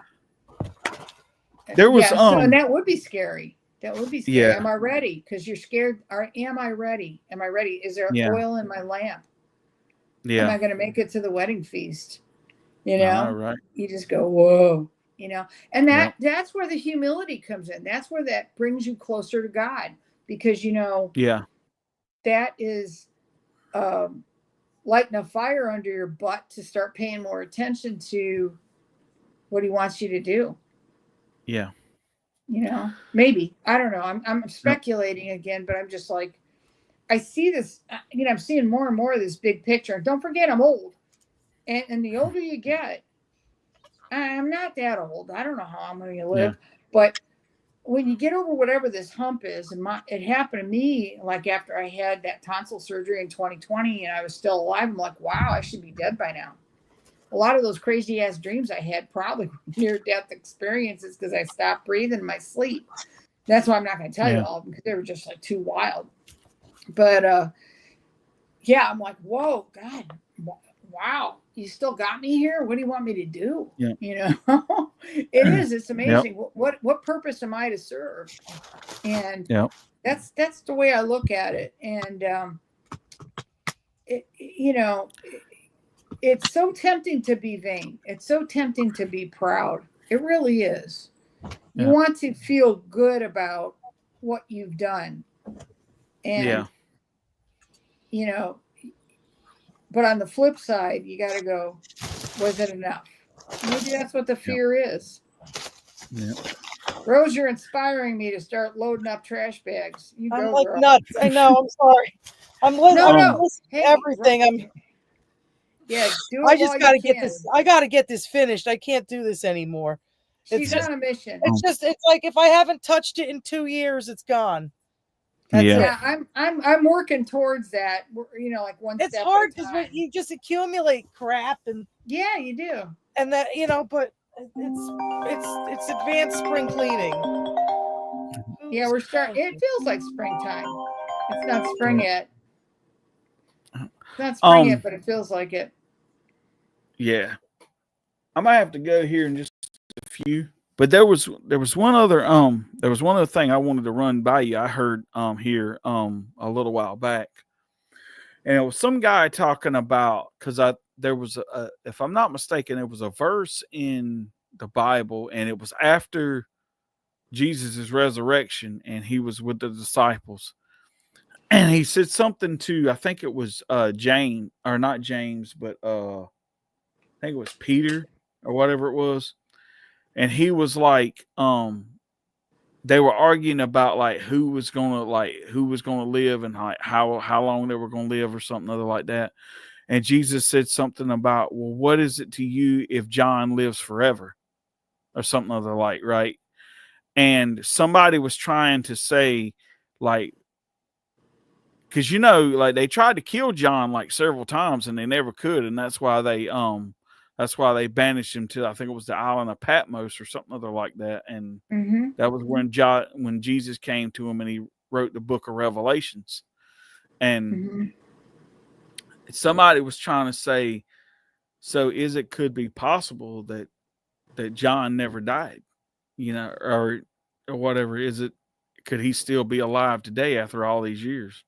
But I mean, it's crazy. I mean, I would have to think, you know, eventually he passed away, but still it's one of those crazy things, because like I said, when you read stuff like that, sometimes it makes you wonder, like, you know, what did he really mean by that, you know? Yeah, let me see if I can find it. I'm just typing in, what did Jesus say about John living forever to the apostles? I'll see if I can find that, because I am not someone with the AI memory bank to pull this stuff up. There is a guy that blows my mind, but you know, like a lot of these folks, he's funny, he's brilliant, but he's rough. He doesn't suffer fools lightly, and he will humiliate people at the drop of a hat. But he knows how to. He's been doing it for 20 years. He's been in a ministry for 20 years. He knows how to pull up scriptures, and he knows them all by heart. And if he doesn't, he immediately says a prayer: God, guide me not to make an error in my memory. Please give me a perfect recall. And maybe those prayers are helping him do what he does. But he could probably answer that question for you. Let's see if we can find. All right, I found something. First choice here is called Bible Hermeneutics. I always think of Herman Munster. Okay, let's do this. Okay, it looks like it was John 21:22. So let's go to my little Bible. And one of the things that this guy, his name is Shamunian, and that's just the name he has on his YouTube channel, SHAM, which sounds like ShamWow. Shamun, Ounian. Okay, first of all, you got to know, guy's Assyrian. Okay, so he's in the, what is that, Near East or Asian or Arabic. He understands Arabic culture. He understands Islam. He could quote the Quran inside and out, upside down. And he's worked his way through Christianity. Started out as a Calvinist. He identified the errors by being the nerd he is and went deep diving in the Bible and found his way further and further back to ancient Christianity. So he has no truck with the different early Christian rites. Eastern Orthodox, Roman Catholic. What was the other one? I don't know if it's another early Eastern rite that's still recognized and in practice. And I want to say it's something in Egypt, but I don't think that's right. But he says, look, I don't have the authority to decide who's right, but I do know Yeah. all these early Christian groups, these Christian faiths that were evolving or developing from the time of Christ up to until like the 10th century, 11th century, before like the Orthodox and Roman Catholic split, they all followed the exact same doctrines. And so he goes, well, there's got to be something to these doctrines to have them be completely all on the same page before like any individual separations occurred, disagreements on interpretations that came up that have led to a lot of different religions since then. But let me go back here one more time. Oh, I picked up the wrong thing. Okay, so it's John 21:22. And I don't know what Bible version they used, but I have this. I keep hitting the wrong thing. I keep hitting the missile, which gives you Bible readings every day. But what I want is this one. And it's going to be John. He can go to Bible Gateway, though, and he seems to have studied every single translation and comes up with the best verse from the version that gives them the best means of communicating the concept without distorting it. And the reason he does that is because he can pull you back to the Greek translation and show where there's consistency amongst a specific word used in Greek or spelled in Greek in different parts of the Bible. And that's significant because the further you get back in ancient languages, the less ambiguity you get in terms of the meaning of a word and how it's used. And so John 21:22, right? Yeah. Let's find that because that's exactly what you're asking about. Where is it? Here it is. John 21:22.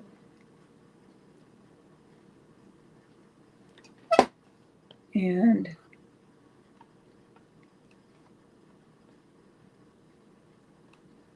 is this part of I picked the wrong one. Well, it looks like an awful lot like John 1, the gospel we read after Mass every day. Okay, so it's the last one. It's the last one in John. Okay. John 21. Come on, give me that chapter. Yeah, you have to click on. Okay, there we go. Okay. Okay, this was when. Okay, so one of the things I do that a lot of people don't do is they go right for the punchline and they don't read the whole chapter. That takes things out. That's how people get in trouble taking things out of context. Yeah. Like when we say prayers to saints or Mother Mary or Saint Joseph, we're not praying to them to do something other than pray for us. They're called intercessory prayers. Or in other words, we're calling, hey, you got more clout than I do. You're already up there. Please pray for us to have this happen with God. You're praying to God directly, but you're asking them to join in. Just like down here, we have our prayer circles when somebody's having a problem and you get more and more people in on praying, either in a church group or a community. What happens? Better outcome. Yeah. Every time. Why? There's more voices. So we use our voices on earth, but we know everyone in heaven has eternal life. So they're still alive. So there are people that go and yank out that one punchline about don't pray to the dead or do something like conjure up the dead. It's like, that's not what that's about. I mean, it's not about asking for intercessory prayers. Okay, so Jesus showed up at the Sea of Tiberias, and it was Peter and Thomas, Nathaniel, the sons of Zebedee, and two others of his disciples. Don't you love it when they don't name them? So Simon Peter says, I go a-fishing. They say to him, we also come with thee. And they went forth and they entered into the ship. And that night they caught this was when they caught nothing. Okay, so that was the beginning of the story. Remember that? And then all of a sudden the boat's sinking. And then he tells them where to cast the net and all that. And then in 7, so they get all the fishes. And then the disciple, therefore, whom Jesus loved, that's John, said to Peter, hey, it's the Lord. Simon Peter, when he heard that it was the Lord, put his coat on. He got dressed up. I guess he was just wearing his Speedo. It says for he was naked and cast himself into the sea. It's like, oh no, right? Yep. Other disciples came in the ship, for they were not far from the land, dragging the net with the fishes. So they got to the land. There was hot coals already out, ready for them to cook. And then Jesus said to them, bring hither the fishes which you have now caught. And again, I'm answering a question by reading through the chapter, and I'm trying to make it as brief as possible. So then it's so weird how parts of the Bible are like so precise. Yeah. 153 fish. There's 2 other disciples you don't name, but there's 153 fish. Yeah. Which details were pertinent to write and which ones weren't. It's like, that just cracks me up. So he says to them, come and have dinner. None of them were at me, so they hadn't eaten. And so it's like, and then Durst come, and none of them who were at meat, I assume that means having dinner, thus they asked him, or they said Durst, D-U-R-S-T, asked him, who art thou, knowing it was the Lord. And Jesus came and took bread and gave it to him, and fish in the like manner. This is now the 3rd time that Jesus was manifested to his disciples after he was risen from the dead. This is a cool story nobody brings up. I'm glad you asked about this. Yeah. I don't even know if we'll ever get this in a sermon or in a gospel reading. When therefore they had dined, Jesus said to Simon Peter, Simon, son of John, lovest, oh, that's right. This part has been in the Gospels. Lovest thou me more than these? In other words, he was saying, do you love me more than the rest of these guys? And because, of course, Peter had betrayed him. And Jesus said he said to Jesus, yes, Lord, you know I love you.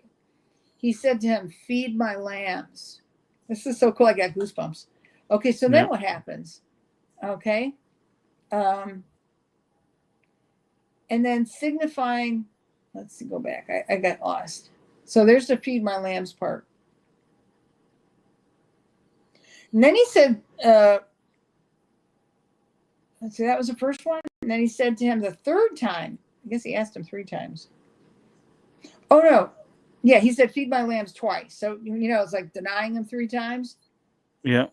So he asked him the same question a 2nd time. And Simon Peter says, yes, Lord, you know I love you. Then he said to him, feed my lambs. So it was feed my lambs twice.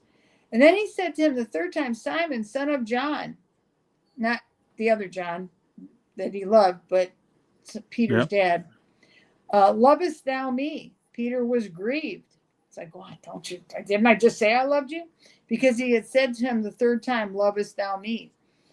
And he said to him, Lord, thou knowest all things. Thou knowest that I love thee. He said to him, feed my sheep.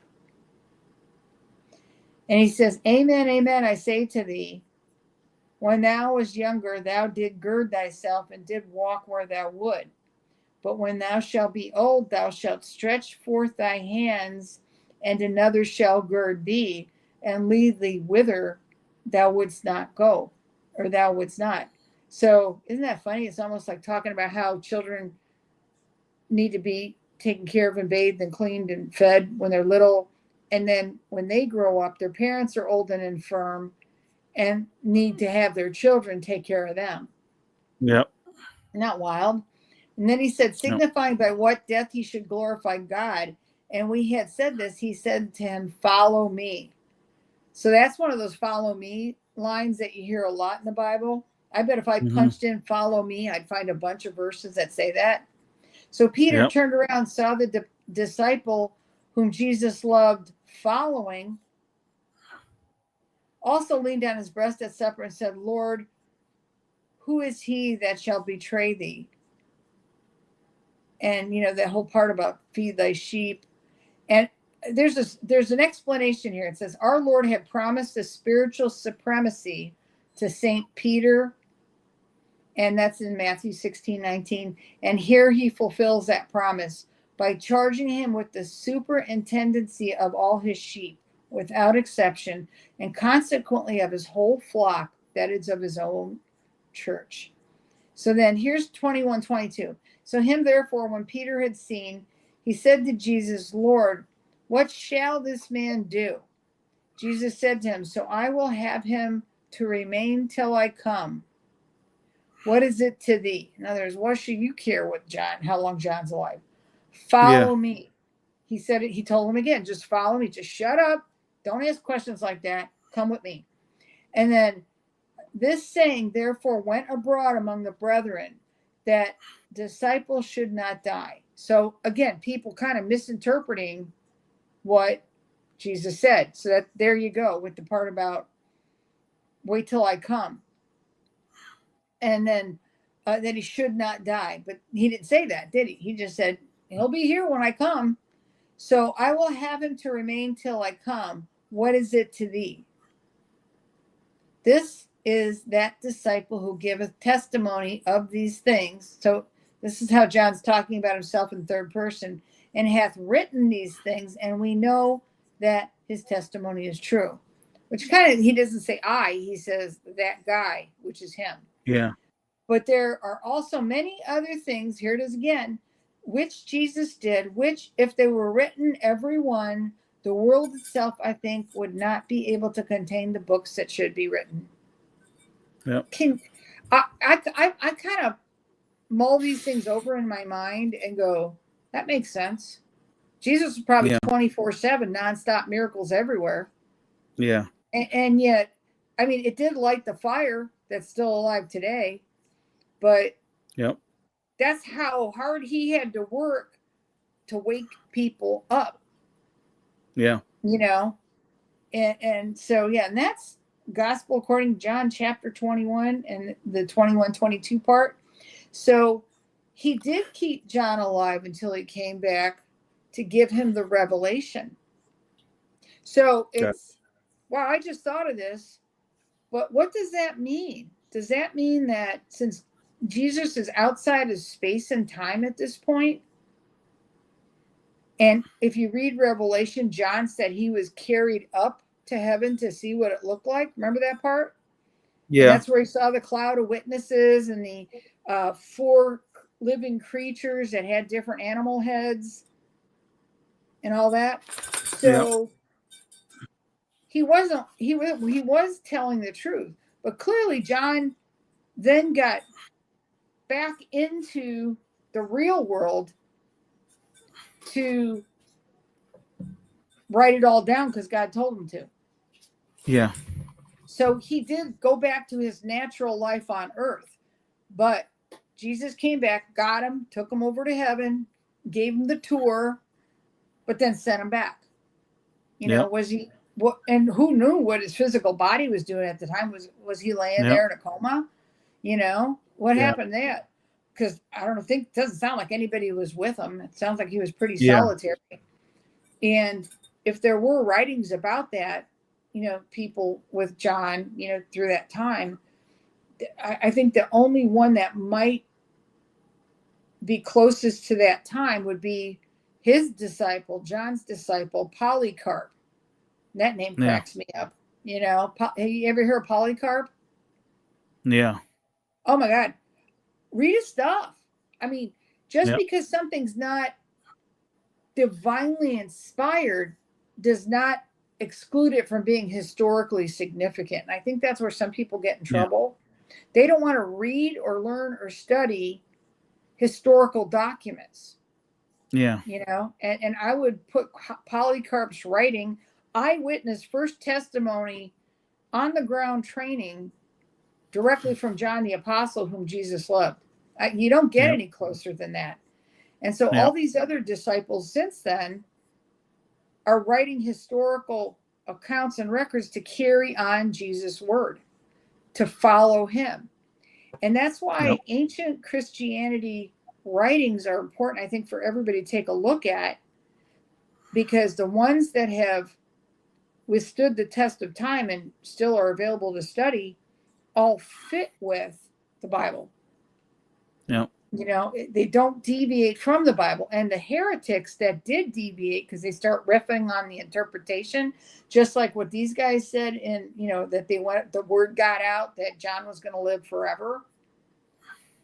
Don't forget, Jesus kept speaking in kind of code, you know, It's like he didn't lie. He told the truth, but he told the truth in such a way that only a few people would be allowed to understand it the way he meant it. But that's where error comes in, I think. Yeah. When people take interpretations and put their own spin on it. And then that's like the lie that gets around the world before the truth puts its shoes on. Yeah. That saying. So I think that's happened a lot over the last 2,000 years. Yeah. But yeah, there were guys that were, in charge of keeping, the deposit of the faith together, and ultimately were responsible for compiling the Bible and making it the official canon of the book. Yeah. And they could do that only because they stayed true and faithful every step of the way. Yeah. And they had discussions amongst themselves, and they were dispersed all over the Roman Empire and beyond. Think about it. You had apostles going to Turkey. I think one of them got all the way to India. I think so. Yeah. So, I mean, you go, whoa, that first group, they went to Europe. A lot of them got butchered. They all died, martyred. But Polycarp is the guy that would have taken John's words directly from his mouth. Yeah. So his testimony, his eyewitness testimony, is probably worth looking at. Yeah. And you just see where that thread leads, And anybody who thinks it's easy, who thinks it's an easy path to heaven, I know, right? Jesus said, "Follow me." What happened to him? Yep. Well, that's like I was telling somebody. Night. Yeah, that's what I was telling somebody one day. I said, people think that when you get saved, that it's just supposed to be this like easy road or whatever it is. And I said, well, what people don't understand is that if salvation was easy, then then Jesus' death on the cross would have been pointless. Exactly. Yeah. Why did he do all that heavy? Why did he do so many good works that they couldn't all be written down? Yep. And we have to trust John when he says that. It's like, trust me, guys. There were enough hours in the day for him to write that much. Yep. And you're right. That's why, it's, to me, again, if you apply logic and reason and you study history and you have attention to detail, do you think it was any small thing that John made it a point to tell the whole fishing story? And then he came and took bread and gave it to them, just like he did at the Last Supper. Yep. That was in verse 12. Or no, verse 11.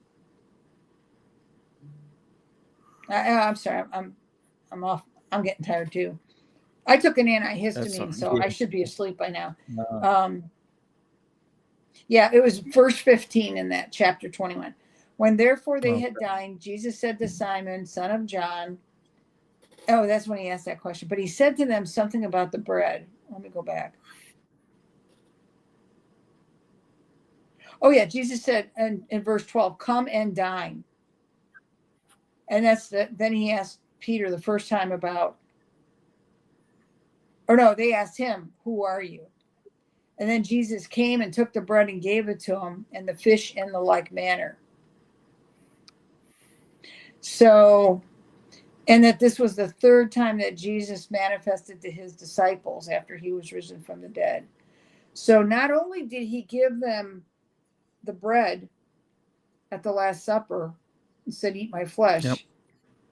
He didn't have to say that again.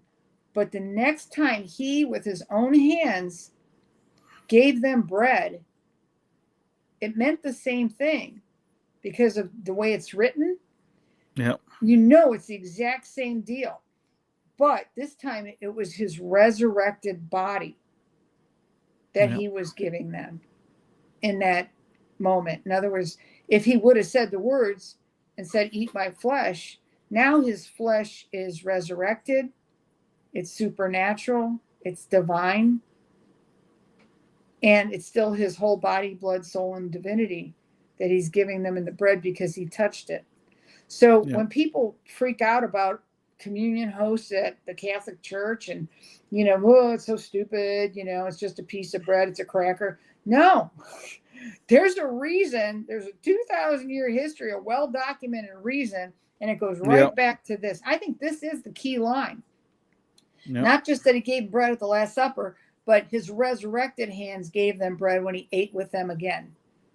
Yep. And I'm just getting this right now. It's sinking in how that's a big deal. And again, thank you, Jesus, for leaving all the breadcrumbs for us to follow. Isn't that amazing? Yeah, Oh, yeah. absolutely. But again, that's why, like you said, respect everybody who's loving Jesus and loving God. And the people that try to just put down other groups or make criticisms, and believe me, we get a lot of them. We're the butt of a lot of jokes. But again, it's not going to change us. I've had 2 people ask me, would you ever leave? It's like, are you kidding? I'm like, Peter, where else would we go? Yeah. I feel like I hit the lottery. I just won big time just with my baptism alone. Yeah. So I see no reason to change. I love having this full spectrum deposit of the faith. And if it sounds weird to people, they should just look into it more and educate themselves, not just sling mud at it and throw poop at it like some people do. And unfortunately, like I said, we got a lot of Judases. The Pharisees are wearing all the, they call them the lavender mafia. I mean, that's what Catholics call these guys at the Vatican, these cardinals and stuff that are corrupt and full of vice. We'll just call it that. Yeah. There's a lot of bad stuff going on. They're dragging the church through the passion, its own passion, Yeah. That's And so true. it really is. So, but again, most people aren't scared and they're not worried. They're not afraid because do what you will, it's not going to change things. You'd cringe if you read some martyr stories about how the pagans butchered Christians that wouldn't convert, wouldn't bow down to the pagan gods. They said, nope, not going to do it. Yep. I'm not blowing my eternity because you're threatening me. And what does that sound like? I know, right? I'm going to take that shot because you're threatening me. I'm not going to stop telling the truth because you're threatening me. Death is preferable to lying or selling out. Yeah. And, I just pray for everyone to get that salvation and know what it means. But like I said, if I just typed in the words "follow me" in here on this Bible website, if anybody wants to do this themselves, they can. I like it because it's quick and easy. drbo.org. drbo.org. Okay. Very easy. Follow me. I'm just going to type that in. I gotta head off, guys. I gotta head off because I have stuff I gotta do tomorrow. But I really love the conversation. I'm sorry I had to do some stuff while we were having the conversation. Good. But you know what? It's garbage night. I gotta get all that stuff out. Yeah. Okay. I'll just leave you with this. No, we're cool. If you type in the words "follow me" in the search, 118 verses. Yep. Oh yeah. Yep. Old and New Testament. Yep. Crazy. Anyway, it's fun. I like it because that's the kind of stuff I want to research, Yeah. Yep. But there's all kinds of other stuff we got to do too. Yeah. So, all right. Well, I'm game for hopping off. Okay. Yeah. One last. Up there. You've been quiet. Yeah. I don't think he feels the best in the world. Well, we'll pray you feel better. Yeah. It's good meeting you, Alvin. Oh yeah. Yeah. Good health to everyone. Yeah. One last thing I wanted to mention right before I go. We usually do it. We usually try to do it on a Sunday. But that doesn't have to be a definitive day. But we got a thing called. I started a YouTube channel here a little while back called A Light in the Darkness. It's a Bible. It's like a Bible study kind of thing. We do it try to do it once a week, but it's been a little while since we've done it because I just had so much stuff going on. But if you ever want to join or whatever, I can send you the link to get in or whatever. And I'll let you know Okay, before cool. I can post it in the thing. And if you ever want to join or whatever. Yeah, let me see. Did you make it? Oh, hold on. Do we have the Did you put the link here in the live chat? The chat, there's the YouTube, that's the YouTube link that actually where you can go and watch it. But I have the link for, like, if you want to come in like on here, like the StreamYard, I can get you that. I can put that in the Yeah, I don't see chat any, or I don't in the, see anything in the chat right now. Let me see if it's over here. okay. Oh, there it is. A Light in the Darkness Yeah. Bible. Okay, almost had. Yeah. Oh, there it is. I got it. Thank you, Robert. Put it in the Yep. YouTube chat. Unsubscribed. That's lovely. All righty. Okay. Yep. Yeah, it's just, again, I don't know anything. I just do the best I can, but I just ponder some of these teachings, and it brings me to tears almost every day. You know, today I was almost in tears. No. Oops.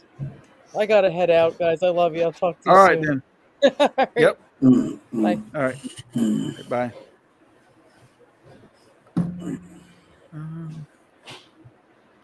All right, Alvin, if you want to go, man, that's cool. Okay. Well, I'll talk to you later, buddy. Thanks for coming in and joining. You're welcome, Bill. And all right. I guess I'll see you around. All right, buddy. Okay. Bye. All right. Bye.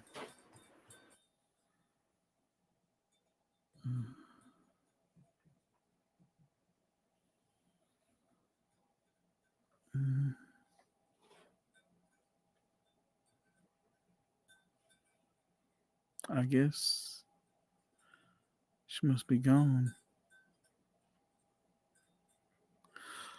All right. Well, that ends the stream for tonight. Thanks to all those people who came and joined and either watched and commented and everything.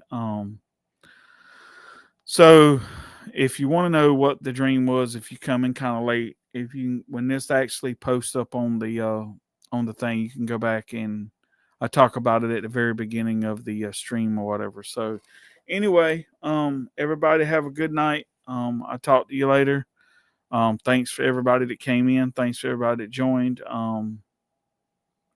Anyway, I'll talk to you guys later. All right. Bye. Oops. Oh yeah, I must have accidentally got popped off of there. But anyway, I'll tell you about that some other time if you didn't hear it. Okay. Oh, okay. Yeah, it was just about the presentation at the temple and Simeon getting baby Jesus put in his arms.